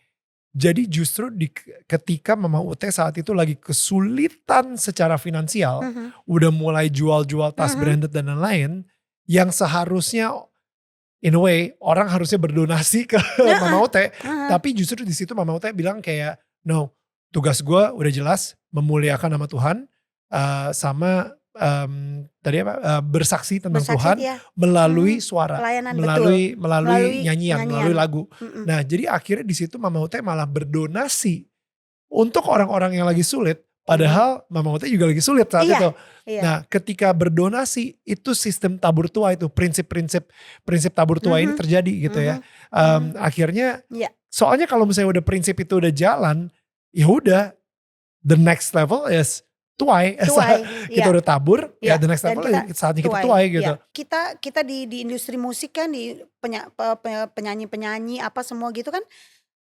Udah hopeless banget waktu itu kan. Betul. Karena yang paling terkena kita justru. Betul, di entertainment. Di entertainment. Tapi ini gak tau ya, ini gue pengen ngomong sama tetangga kita sih yang lagi nonton gitu ya. Lu sekarang ini lagi di challenge apa? Lagi dapet challenge apa? Ketika lu lagi dapet challenge dalam finansial, donasikan finansial. ketika lu lagi dapet challenge misalnya kayak keluarga lagi berantakan gitu misalnya, coba deh lu ngelayanin untuk memberikan nasihat-nasihat kepada keluarga yang mungkin juga lagi berantakan gitu. Justru waktu lu diperlukan. Lu lagi butuh banget waktu supaya kerjaan selesai. Ya udah coba ngedonasiin waktu lu untuk membantu kerjaan orang lain gitu. Karena nanti akhirnya gak tahu kenapa tiba-tiba dimultiplikasi sama Tuhan dengan si tuai itu gitu. Jadi aku percaya di bagian mana lu lagi di challenge, justru di situ lu harus berdonasi gitu, atau lu memberikan your talent gitu di daerah situ ketika lagi di challenge. Tapi kan ya ketika saat itu boro-boro kita kepikiran kan. Mana kita kepikiran enggak, nanti pasti Tuhan kasih lagi gitu kan, apa-apa sistem tabur tuai itu kan gak kebayang sama kita. Yang ada stuck di pikiran kita kan waktu itu cuma aduh gimana nih ya, gak ada uang nih, aduh gimana nih, gimana. Nah kebetulan pada saat itu juga anakku Mabel lagi sekolah di Sydney. Kan harus bayar apartemen. Iya, mahal banget. Iya kan, bayar apartemen, dolar uang lagi. Sekolah. Nah, itu pada saat itu juga salah satunya adalah itu yang bikin aku wah. Tapi ya lihat kita nggak tahu ya. Dicukupin ya. Ada aja tuh. Ya. Masih bisa, Mabel bisa menyelesaikan sekolahnya. Masih apa? Itu kan kalau kita pikir lagi sekarang kayaknya wow gitu ya. Ternyata Tuhan cukupkan gitu loh gitu. Jadi kayak gak perlu khawatir deh loh gitu. Ini ada sesuatu yang lucu sih. Ngomongin uang sekolah gitu ya. Jadi sebenarnya gue sendiri juga saat itu tahun 2021 kalau gak salah. Gue harus ngebayar uang sekolah buat anak gue. Dan dua-duanya itu sekolah di international school. Mahal. Mahal banget. International school tuh mahal banget. Kalau misalnya lu bisa nyekolahin anak lu gak di international school, gue rekomendasi emang. gak usah. Emang. Ini karena dua anakku juga international school. Jadi benar-benar mahal banget dan gue ada satu momen ketika sama juga gue komplain sama Tuhan. Dan saat itu kan lagi pandemi itu kan mereka semua pada main Bitcoin gitu ya. Gue juga ikutan Bitcoin. Main dan itu pun juga kayak digerakin sama Tuhan untuk main Bitcoin. Nah saat itu Bitcoin dari yang $60,000 jatuh aja. Nah abis itu gue bilang kayak Tuhan ini gue harus ngebayar uang sekolah anak gue gitu. Tapi Bitcoinnya lagi jatuh gitu kan. Gimana sih ini? Padahal Tuhan juga nih kayaknya ngegerakin hati gue untuk invest di Bitcoin. Nah di situ Tuhan jelas banget, Tuhan bilang jual Bitcoinnya. Hah? Jual Bitcoinnya? Waduh, tapi nggak untung nih kalau misalnya dijual sekarang gitu kan. No, jual Bitcoinnya. Ya udah, oke. Akhirnya gue jual lah si Bitcoin tersebut gitu. Itu dijual dan habis itu duitnya kalau nggak salah untuk apalah kayak gitu ya, karena ada kebutuhan saat itu dan lain-lain. Tapi itu juga kecil. Bukan untuk uang sekolah anak. Tapi ini uang sekolah anak gimana nih? Tiba-tiba dari perusahaan gue yang ada satu yang di bidang IO. Dia bilang, Neil ini kayak seminggu setelahnya deh. Neil sorry nih kita masih belum bisa bagiin dividen. Dia bilang kayak gitu. Oh kita ada dividen? Iya. Tapi kita masih belum bisa ngasih dividen karena ya klien masih belum bayar segala kayak gitu dan lain-lain. Gue bilang bentar. Kok kita bisa dapat dividen sih? Ya karena virtual event ini gitu. Oh oke. Oh that's good. Jadi kapan gue bisa dapat dividennya? Neil mudah-mudahan ya minggu ini ada satu klien nih yang ini aneh banget. Biasanya kalau misalnya kita dibayar setelah eventnya selesai dan itu dibayarnya nyicil. Tapi klien ini mau bayar lunas sebelum acaranya mulai. Dia bilang kayak gitu. Oh gitu. Dividen yang gue dapat berapa duit emangnya? Angkanya exactly sama seperti yang biaya sekolah, uang sekolah anak gue yang harus gue iniin. Oke, jadi dalam seminggu itu ternyata gue dapat duitnya dalam seminggu itu ya. Dan gue emang deadline untuk bayar uang anak sekolah gue juga segitu gitu. Dan yang lebih gila lagi, perusahaan apa yang bayar? Perusahaan namanya Coinworks. Yang jualan Bitcoin. No, oh my god. Itu plot twist banget dari Tuhan kayak ya ampun. Dan itu Tuhan kita tabur tuh ya, tuai gitu. luar Jadi yang biasa. benar-benar kayak gue jual si Bitcoinnya, akhirnya gue dapetnya dari perusahaan Bitcoin gitu di Indonesia. Aduh itu benar-benar kayak what? Jadi gue percaya banget sih kayak ketika kita lagi diserang dalam sebuah apa ya?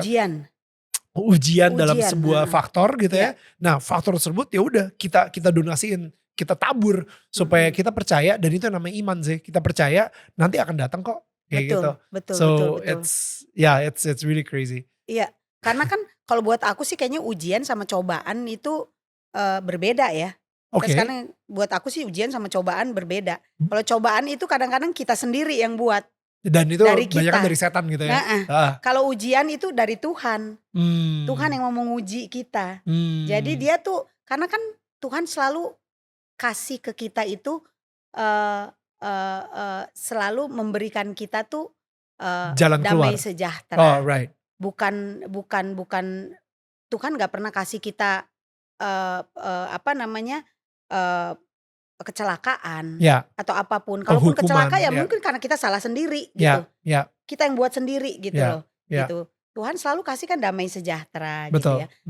Dan ini sekarang kalau kita balik lagi, kita ngomongin soal kekeliruan aku dengan soal finansial itu kayak gitu ya. Pengelolaan uang. Nah, menghargai hal yang kecil, aku bilang gitu ya. Itu juga mengingatkan aku bahwa memang kedengarannya klise ya. Kedengarannya klise, bersyukur dalam segala hal. Itu kan selalu sering kali kita dengar, bersyukur dalam segala hal, bersyukur dalam segala hal. Tapi pada prakteknya emang gampang. Karena susahnya setengah mati. Paling sulit adalah bersyukur dalam ujian. Lagi susah. Bersyukur dalam ujian. Bisa emang lagi gak ada duit gitu. Aduh terima kasih loh Tuhan, gak ada duit. Thank you ya Yesus. Bisa emang. Terima kasih gue masih bisa nafas. Terima kasih loh Tuhan. Nah, gila, bersyukur dikasih ujian itu udah next level banget. Itu iya kan? Emang bisa, susah prakteknya gitu. Jadi itu bukan sembarang kata yang memang kita, kadang-kadang itu kayak umum kita bilang bersyukur dalam segala hal. Oke, puji Tuhan, bersyukur dalam segala hal. Pada prakteknya susah banget. Susah banget. Tapi akhirnya jadi kalau saya gara-gara soal yang tadi itu yang bayar uang anak sekolah segala gitu, akhirnya saya ngerasa Tuhan akan mencukupi. Mungkin saya nggak akan rakus, mungkin saya nggak akan kayak jadinya wah gue harus punya duit segini banyak gitu ya, baru gue sukses. Enggak, cukup aja udah sukses. Karena Tuhan pasti kasih apa yang kita perlu, bukan apa yang kita inginkan. So good. Tuhan kasih pasti apa yang kita perlukan, bukan yang kita inginkan. Betul. Gitu. Jadi, nah itu juga sambil ngedumel, aku jual-jual tas. Nih Tuhan gue udah jual deh gitu. Sambil kesel gitu, karena kesel. Tuhan nih gue udah jual. Ini kan katanya Tuhan bilang kan, ini yang aku inginkan kan tiap kali gitu. Ini gue udah jual katanya gitu. Bukan yang aku butuhkan ya Tuhan. Ya udah nih aku jual, sekarang yang aku butuhin uang, kasih ya Tuhan. Gitu. Iya dong. Iya, aku minta sama Tuhan, aku bilang ya udah Tuhan ini. Karena kamu bilang kan Tuhan bilangnya gitu. Ini yang gue inginkan udah gue jual semua nih Tuhan gitu. Karena gue ngerasa ya kayak Tuhan itu tahu kadang-kadang ketika kita ngerasa tas-tas branded ini mulai menjadi identitas kita, atau mulai menjadi sesuatu yang berhala gitu, idol buat kita gitu, atau tas ini kayaknya ya bukan kita, ini kan sesuatu yang kita inginkan. Betul. Tapi kadang-kadang di otak kita udah mulai ke arah ini kita butuhkan untuk identitas kita, untuk pencitraan, untuk ini segala butuhin. Wah di situ kayak no. Security lo, keamanan lo, apa yang lo butuhin hanya di gue, hanya di Tuhan, bukan di tas. Betul. Tapi sorry kalau tadi misalnya kamu bilang, Daniel bilang untuk supaya identitas atau pencitraan apa, aku bukan not that person. Jauh aku bukan dari orang seperti itu.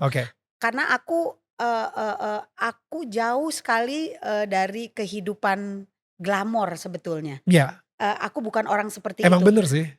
Aku bukan tipe orang yang kayak pamerin tas dan apa. Aku nggak seperti itu. aku beli itu cuma buat kepuasan diri, menghadiahi diriku sendiri bahwa nih gue mampu nih, udah bisa nih, ternyata gue udah bisa nih beli ini.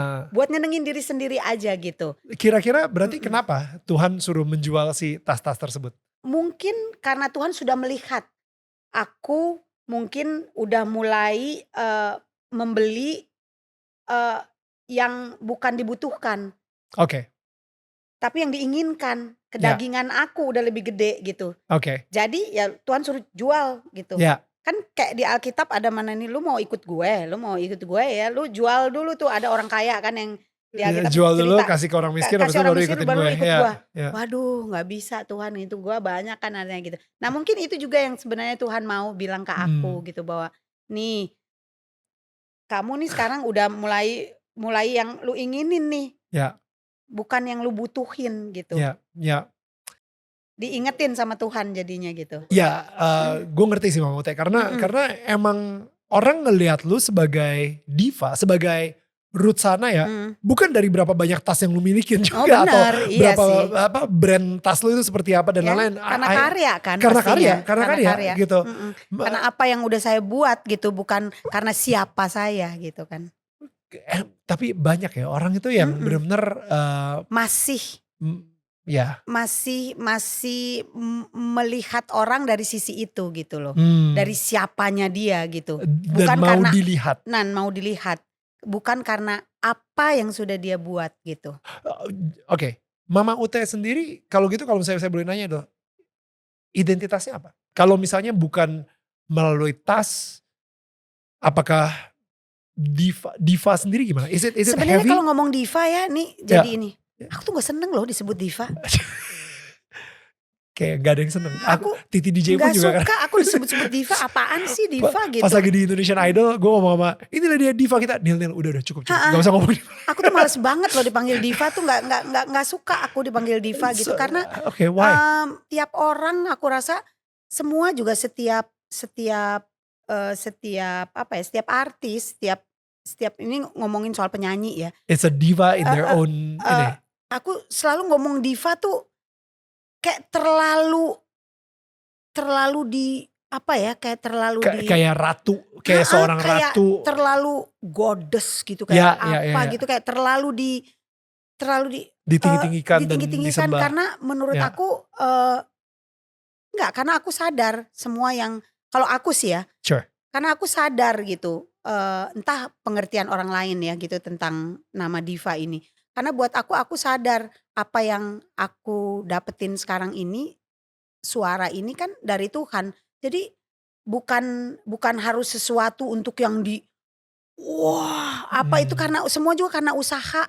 Karena usaha, karena kerja keras kita bisa mencapai ke titik ini gitu. Jadi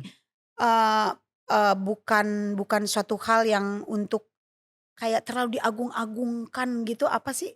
Ya, orang Indonesia kan suka tuh jabatan, ada profesor apa. Ini kan diva Ruth Sana ya. Males banget. Enggak atau lah. Ruth Sana ya, DIVA. Males banget, enggak lah gitu. Ya. Enggak lah. So kita semua diva-divanya Tuhan. Wow, there you go. Yes. Iya kan? Karena kita semua anak-anaknya Tuhan, ya, diva-divanya Tuhan. Wow. Nggak ada pengecualian. Ruth Sanaya sendiri jadi apa? Kalau misalnya, tadi balik ke tujuan atau purpose tadi itu ya, like who's your identity? Karya lah. Identitas aku ya dari karya-karya. Mama Ute. Dari identitas aku ya kehidupan aku. Apa dari karya-karya Mama Ute yang pengen dikomunikasikan sebagai this is Ruth Sanaya? Bersahaja kali ya. Bersahaja. I like that. Bersahaja. Oh, I like that. Oh. Sederhana itu aja. I like that. Bersahaja. Arti kata bersahaja itu apa ya? Sederhana. Ya. Apa adanya. Ya. I like that. Gue ngeliat sebuah video konsernya Bung Glenn. Ini kan pas kita lagi research.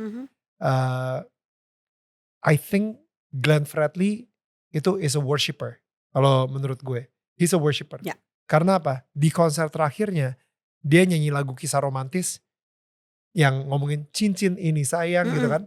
Dia sambil ngeliat ke atas. Dia nyanyi lagu Kasih Putih, dia sambil ngeliat ke atas. Ya. You're My Everything, dia sambil ngeliat ke atas. Ya. Itu di konser terakhirnya dia ketika dia emang udah sakit-sakitan kondisinya. Tapi dia terus ngeliat ke atas. Jadi setiap kali dia selesai konser pun dia ngeliat ke atas. Jadi sepertinya ketika dia di atas panggung, dia juga sedang menyembah Tuhan. Betul. Dan Ninil, sekalian aku jadi keinget juga. Selalu yang jadi doa aku adalah ketika aku selalu berdoa minta sama Tuhan. Tuhan Yesus tolong aku mau jadikan tempat di mana aku berdiri, di mana aku berada itu menjadi mezbahmu. Karena apa? Karena kalau kita lihat mezbah, ini yang selalu jadi doa aku juga ketika aku mau nyanyi atau aku mau pergi kemanapun, even mau ke sini pun, duduk di sini pun, aku selalu berdoanya gitu. Tolong Tuhan, karena aku dapat message ini, terima ini ketika aku dengar khotbahnya Bung Kris Manusama. Berapa tahun yang lalu. Dan itu dijadikan pedoman buat aku terus ketika aku mau berdiri nyanyi dimanapun, di tempat manapun aku berada, aku bilang Tuhan tolong agar ketika aku berdiri dimanapun aku berada itu jadi mezbahmu. Mezbah itu kan kalau kita berada di mezbah kita pasti merunduk. Ya, karena it's a holy place. Yes, it's a holy ground. Kita pasti merunduk gini kan, kita tunduk gini. Wow. Nah itu mengingatkan kita untuk selalu jangan lihat ke atas terus. Wow. Ya. Karena kita sadar semuanya itu dari Tuhan. Dari Tuhan. Yes. That's so beautiful. Karena orang mikirnya mezbah itu cuma hari Minggu atau pas lagi momen sama keluarga jadi ada mezbah keluarga gitu. Cuman hidup kita dimanapun kita berdiri itu mezbah kita. Exactly. Itu adalah saat kita lagi menyembah Tuhan gitu, dan orang akan ngelihat itu dalam hidup kita, gerak-gerik keseharian kita, bicara kita gitu. Gue pengen bacain ayat deh. Nah. udah serius nih kita. Iya. Tuhan Yesus ngomong nih ya di Yohanes 15. I am the true grapevine and my Father is the gardener. He cuts off every branch of mine that doesn't produce fruit and he prunes the branches that do bear fruit so they will produce even more. You have already been pruned and purified by the message I have given you. Yes. Jadi yang menarik adalah prunes itu kan dipotong juga ya. Jadi kalau misalnya tadi itu Yesus adalah pokok anggur, kita itu adalah rantingnya. Kalau misalnya kita tidak berbuah, itu akan dipotong. Kalau kita berbuah, itu akan dipotong. Iya, benar. Jadi ketika kita mendengarkan tentang Yesus, itu kita akan dipotong. Tapi ini sih sebuah revelation yang saya dapat banget nih ya. Saya juga ada temen yang dia juga main di Bitcoin juga. Tapi kalau saya akhirnya saya jual dan itu malah menjadi sebuah ya dibalikin lagi dalam kelimpahan gitu in a way. Kalau teman saya ini ditipu. Dan duitnya benar-benar gak balik lagi gitu. Jadi kayak benar-benar ditipu dan hilang, sehilang-hilangnya gitu. Nah, dan itu dia benar-benar pahit banget, depresi dan pokoknya kesel banget deh. Nah, itu Tuhan tuh kayak lagi ngingetin saya, ketika ada orang yang hidupnya tidak berbuah dan rantingnya di pohon, kemungkinan besar rantingnya itu akan dibakar. Dan muncullah asap, bau pahit, bau tidak nikmat, segala kayak gitu. Tapi ketika seorang itu berbuah dan rantingnya dipotong juga, rantingnya itu kemungkinan besar akan dicangkok. Betul. Ke pohon yang mungkin buahnya, dia berbuah juga, tapi kurang berbuah. Akhirnya dicangkok. Sehingga itu akan menumbuhkan buah yang lebih banyak lagi. Nah ini jujur nih, ini baru mungkin 3 minggu yang lalu saya dengerin dari Tuhan. Lagi diajarin banget nih sama Tuhan soal ini. Soalnya saya lagi ada di pruning season juga, lagi di pruning juga gitu, lagi di cut. Untuk apa? Supaya bisa lebih berbuah lagi di season berikutnya. Kayak gitu. Jadi makanya jadi ketika tadi Mama Ute bilang ngejual tas itu saya ngerasa Mama Uta juga lagi di pruning season. Iya. Lagi di pruning season. Betul. Gitu. Betul. Kita nggak melakukan kesalahan apa-apa, kita berbuah, kita tetap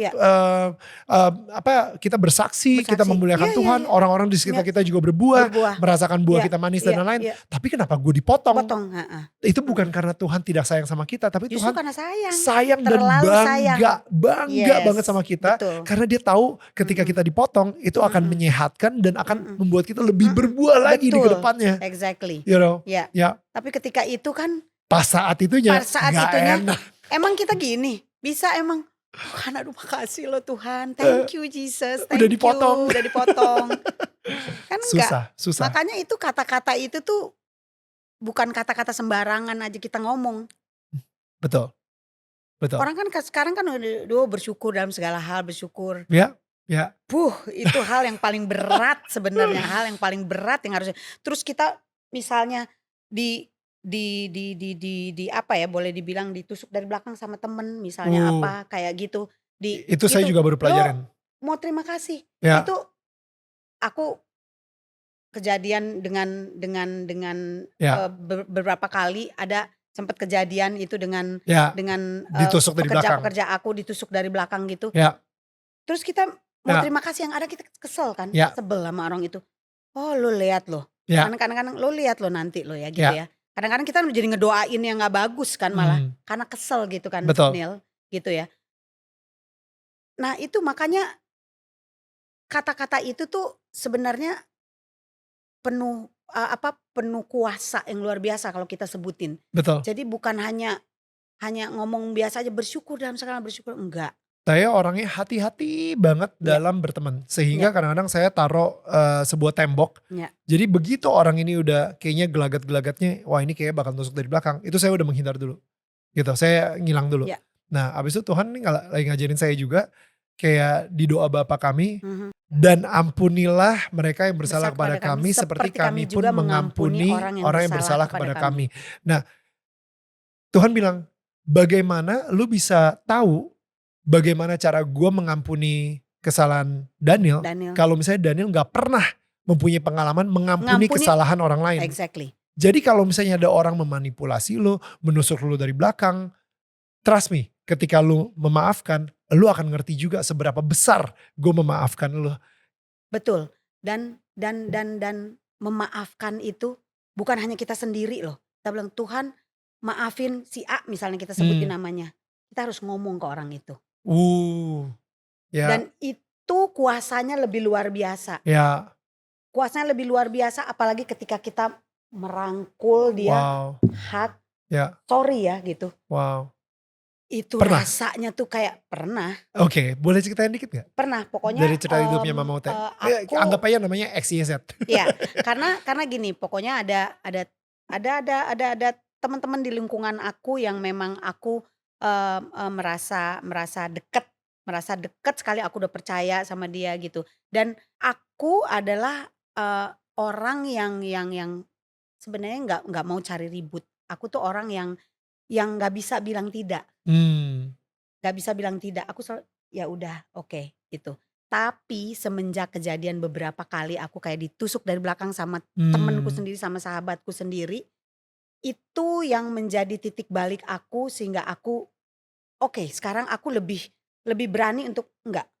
Lo apa gini? Enggak. Aku lebih berani untuk speak up. Untuk say no. Untuk say no. Karena biasanya gak enakan. Gak enakan, dan aku berani untuk bicara. Sekarang aku lebih berani ngomong apa adanya. Mau apa? Sekarang kalau selesaiin masalah gitu, sini kita ngomong gitu. Kalau dulu enggak, aku enggak kayak gitu orangnya. Tapi justru aku ditempa dengan kejadian-kejadian itu membuat aku jadi lebih berani untuk bilang tidak. Tapi gimana cara momen ketika Mama Uta harus mengampuni orang tersebut? Nah itu dia. Itu relatednya sama tadi, bersyukur dalam segala hal, termasuk ya ketika kasihilah musuhmu kan, itu berarti. Ketika ditusuk dari belakang. Memang perlu waktu, itu gak bisa cepat begitu aja, karena itu sakit hati yang kayak udah luka banget kan gitu. Jadi itu memang perlu bener-bener penuh waktu buat aku sih perlu waktu yang cukup Ya, lama. ya. Perlu waktu yang cukup lama sehingga aku akhirnya, Tuhan boleh bilang Tuhan pecut, Tuhan ingetin, "Ayo loh," gitu. Nah, karena gini, aku merasanya ketika aku ada rasa itu benar dan itu benar terjadi yang aku rasain ketika aku, merasa kayak dendam, akhirnya kan dendam jadinya bawaannya dendam. Kesel, dendam sama orang itu, aku jadi kayak sakit-sakitan gitu loh. Wow. Jadi kayak nanti tiba-tiba kepalaku kayak pusing, badan kayak apa, padahal makan bener teratur, tapi nah itu, karena itu aku menyimpan Mmm, menyimpan kesel, menyimpan dendam itu makanya, mmm, eee eee, di dalam tubuh yang sehat terdapat jiwa yang sehat ya itu bener tuh, ya. gitu. Dan Istilah kebetulan karena itu tuh dendam dari itu karena jiwanya dendam jadi itu nggak sehat. jadi nggak sehat, Iya, badan jadi sakit semua wow. bawaannya apa.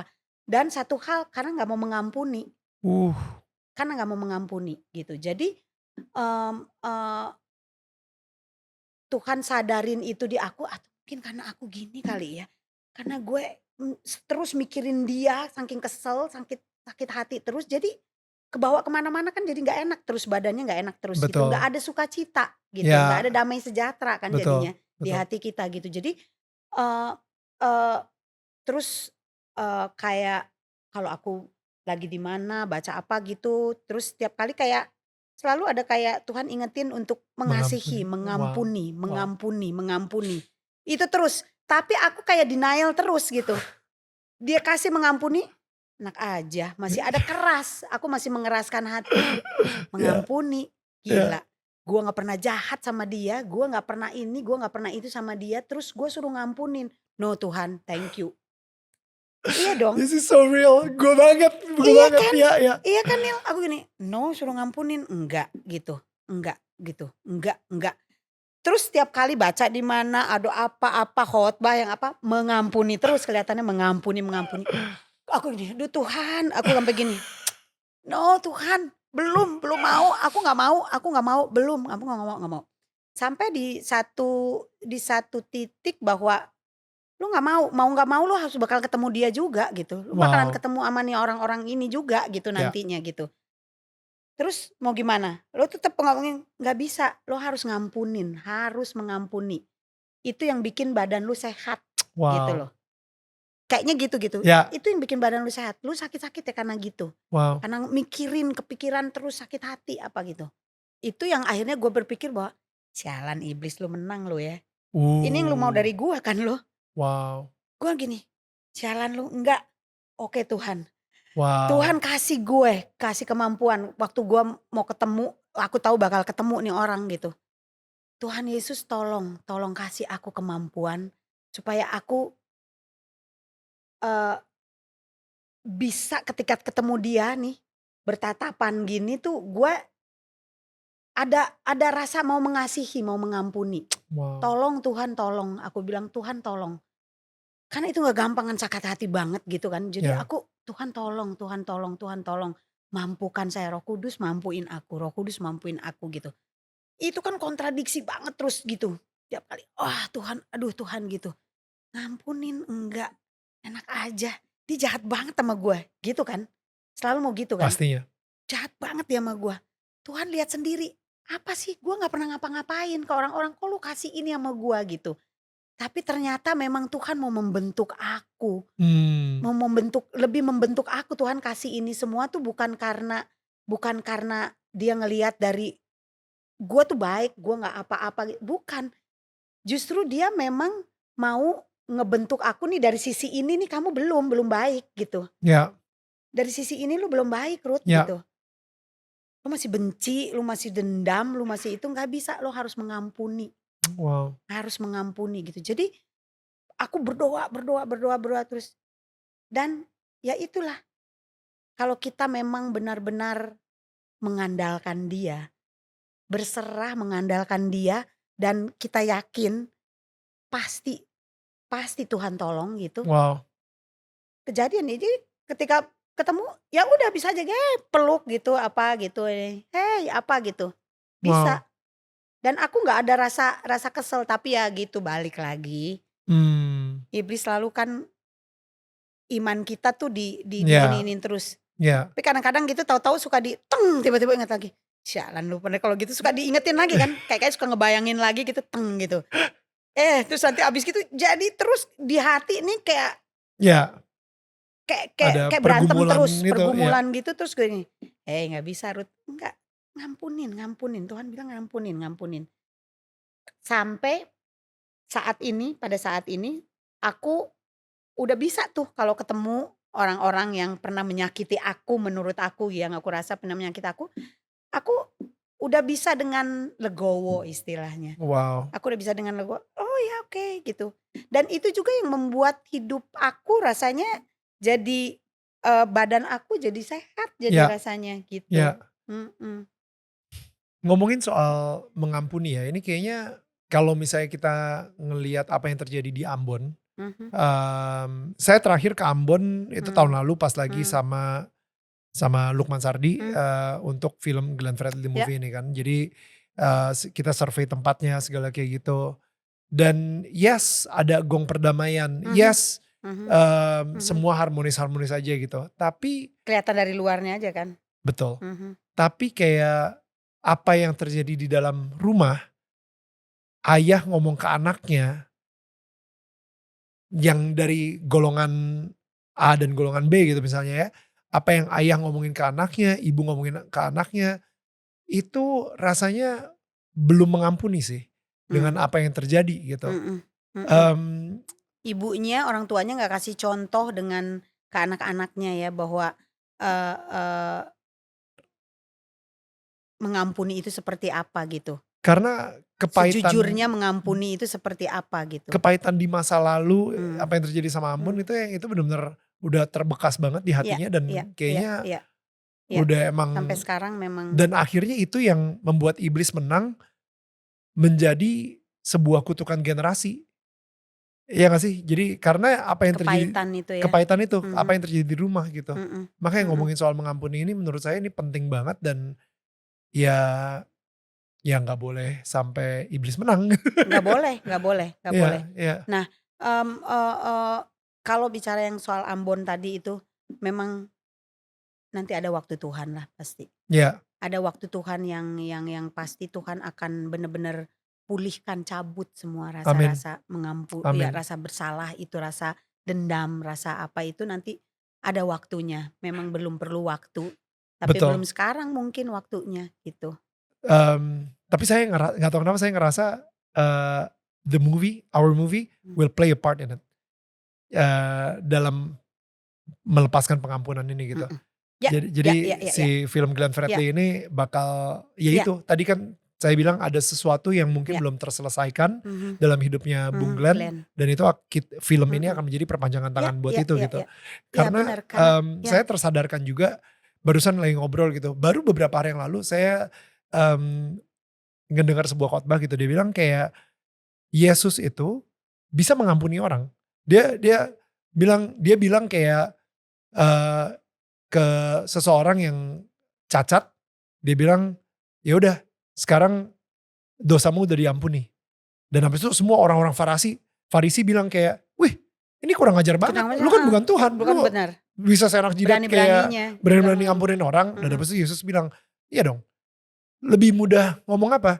Bangkit berdiri atau dosamu sudah diampuni. Ya udah kalau misalnya lu pengen lihat bukti, sekarang bangkit berdiri. Gitu.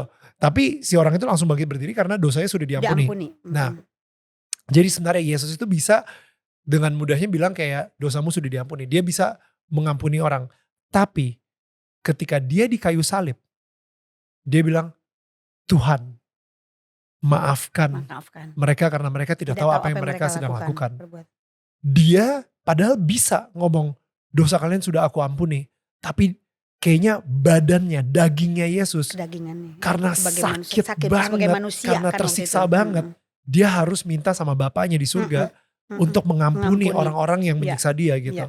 Saking segitunya. Jadi mungkin memang ada momen-momen di mana yes, kita bisa mengampuni orang, tapi ada momen lagi di mana kita benar-benar butuh bantuan Bapa di surga untuk mengampuni orang. Benar. Betul, itu amat sangat betul gitu. Karena itu yang aku rasain. Ya. Karena itu aku rasain dengan beberapa eee teman dekatku gitu, Ya, teman dekat aku gitu. Itu yang aku rasain bahwa pada akhirnya ujung-ujungnya enggak, kita tuh perlunya cuma Tuhan, ya, nggak ada yang lain. ya, Dan yang bisa menolongnya cuma Tuhan, ya, gitu. ya, ya, Nggak ada yang lain gitu. Jadi, eee, ya bicara mengenai film Glenn gini ya aku juga yakin gitu bahwa ini message-nya nih ya, nanti buat siapa yang akan nonton ya, itu mereka mereka setelah menonton ini, menyaksikan film ini, mereka akan lebih sadar, lebih tahu lagi arti keluarga itu seperti apa, hmm, gimana saling mengasihi ya. satu sama lain gitu, Walaupun tidak gimana saling sempurna mengampuni keluarganya, walaupun ya, tidak sempurna, dan gimana mengampuni. harus mengampuni. Mhm. Itu tentang mengampuni itu sih memang Ya, ya, ya. ya, ya, ya. Mama Ote kayaknya kita stop di sini, Yes, karena kalau misalnya mau kita lanjutin sebenarnya banyak ya banyak kayak banget, banyak ngomongin banget, soal banyak. pernikahannya Mama Ote belum gue Belum. sentuh sama sekali gitu. Nah, boleh nanti. Nanti Nanti kayaknya kita second session, second second session. session Kita boleh. undang Pak Jeff juga ke sini Ya kan, boleh ya udah kan, Papa Papa Jeff Jeff juga. juga. Jadi Nah, karena I don't know ya, there are so many things sih yang kita bisa ngobrol karena emang apa ya, udah 40 tahun di dunia musik gitu kan. Jadi ya dan 40 tahun ini jujur, kira-kira eh, ada something? iya aku mau konser. Aku mau ada Oh, konser juga, mau tanggal konser. tanggal? Doakan ya Yes. semuanya, Tanggal berapa? tetangga Daniel yang nonton selalu. Eh, 22 Juni ya, 22 Juni. 22 Juni Yes, 2024 itu 24 adalah ya. 40 tahun Mama Ute Iya. berkarya. Wow, dan ada konsernya. Ada konser, doakan Oh, wow. semoga semua atas seizin dan tuntunan Tuhan Ya, gitu. amin, amin. Iya dan seneng bisa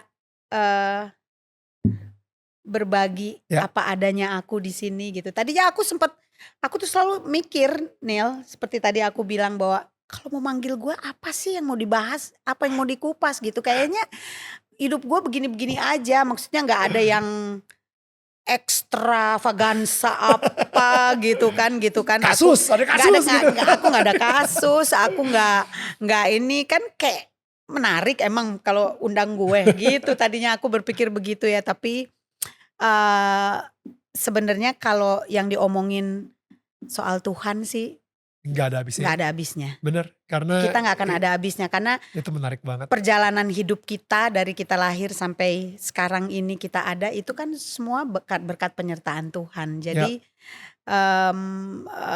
banyak sekali yang kita bisa cerita ya, ya, kita bisa saksikan ya. tentang kebesaran Tuhan dalam hidup kita sebetulnya gitu ya. Bagaimana Nah, tadi kita belajarin bagaimana Tuhan menguji seorang Ruth yes, Sanaya. yes, Tuhan meminta Mama Ute untuk mengampuni. mengampuni.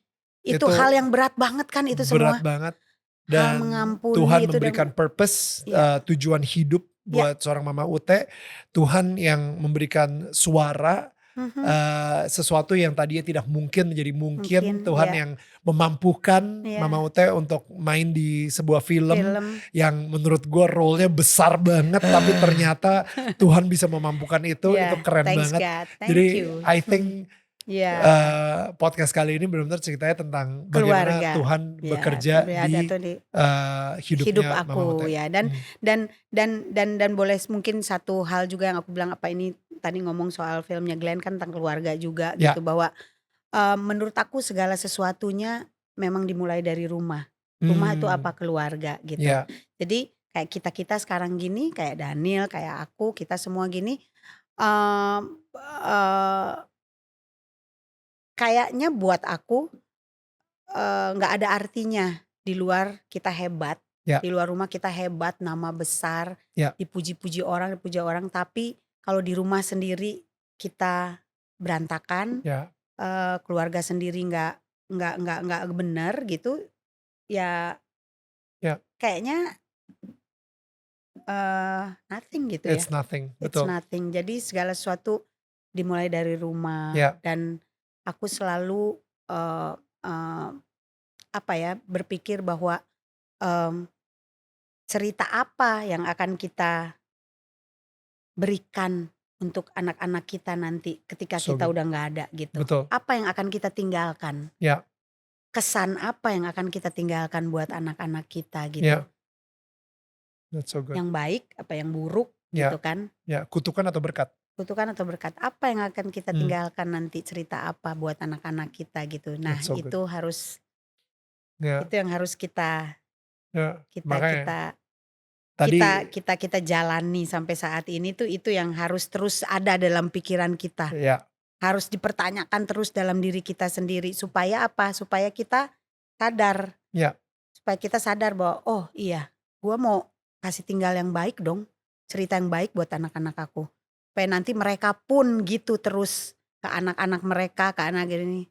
Ih lu tahu nggak, oma kamu tuh dulu tuh gini, opa kamu gini, iya ya, kan ya, ya. gitu. Wow, wow. Makanya kalau misalnya ngeliat di trailernya Glenn Fredly kan, kamu pikir bakat nyanyi kamu itu dari siapa? Berkat papa kamu kan? Nah, Berkat sama kutukan. kutukan, yes. itu nanti akan menjadi sebuah tema juga tuh. Ya. Aduh gila ini gue Betul. kayak teaser-teaser Wow. ngomongin. Wow. Iya. Tapi anyway. emang benar. Yeah. So pengingat aja setiap kali kita bangun tidur, apakah yang keluar dari mulut kita itu akan menjadi berkat atau menjadi kutukan buat seseorang. Yes. So itu coba terus dijaga terus aja gitu hati kita. Gitu Terus harus ada terus di dalam pikiran kita itu. Betul. Mama Ute ini ini Yes. biasanya kita selalu memberikan souvenir ini. Apa ini? Jadi itu rumah. Tangga saling menyangga, bukan menyangga. Yes. Oke. Oh iya. Jadi sini saya bukain kalau misalnya ini. Saya bukanya agak ribet sih. Agak ribet ya. Jadi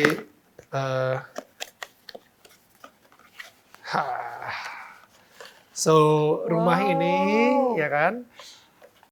Waduh, ini rumah ini jadi buat, bisa dimasukin lilin. Oke, ya. Dan kita ngerasa rumahnya Mama Ute sama Papa Jeff itu udah menjadi kayak terang.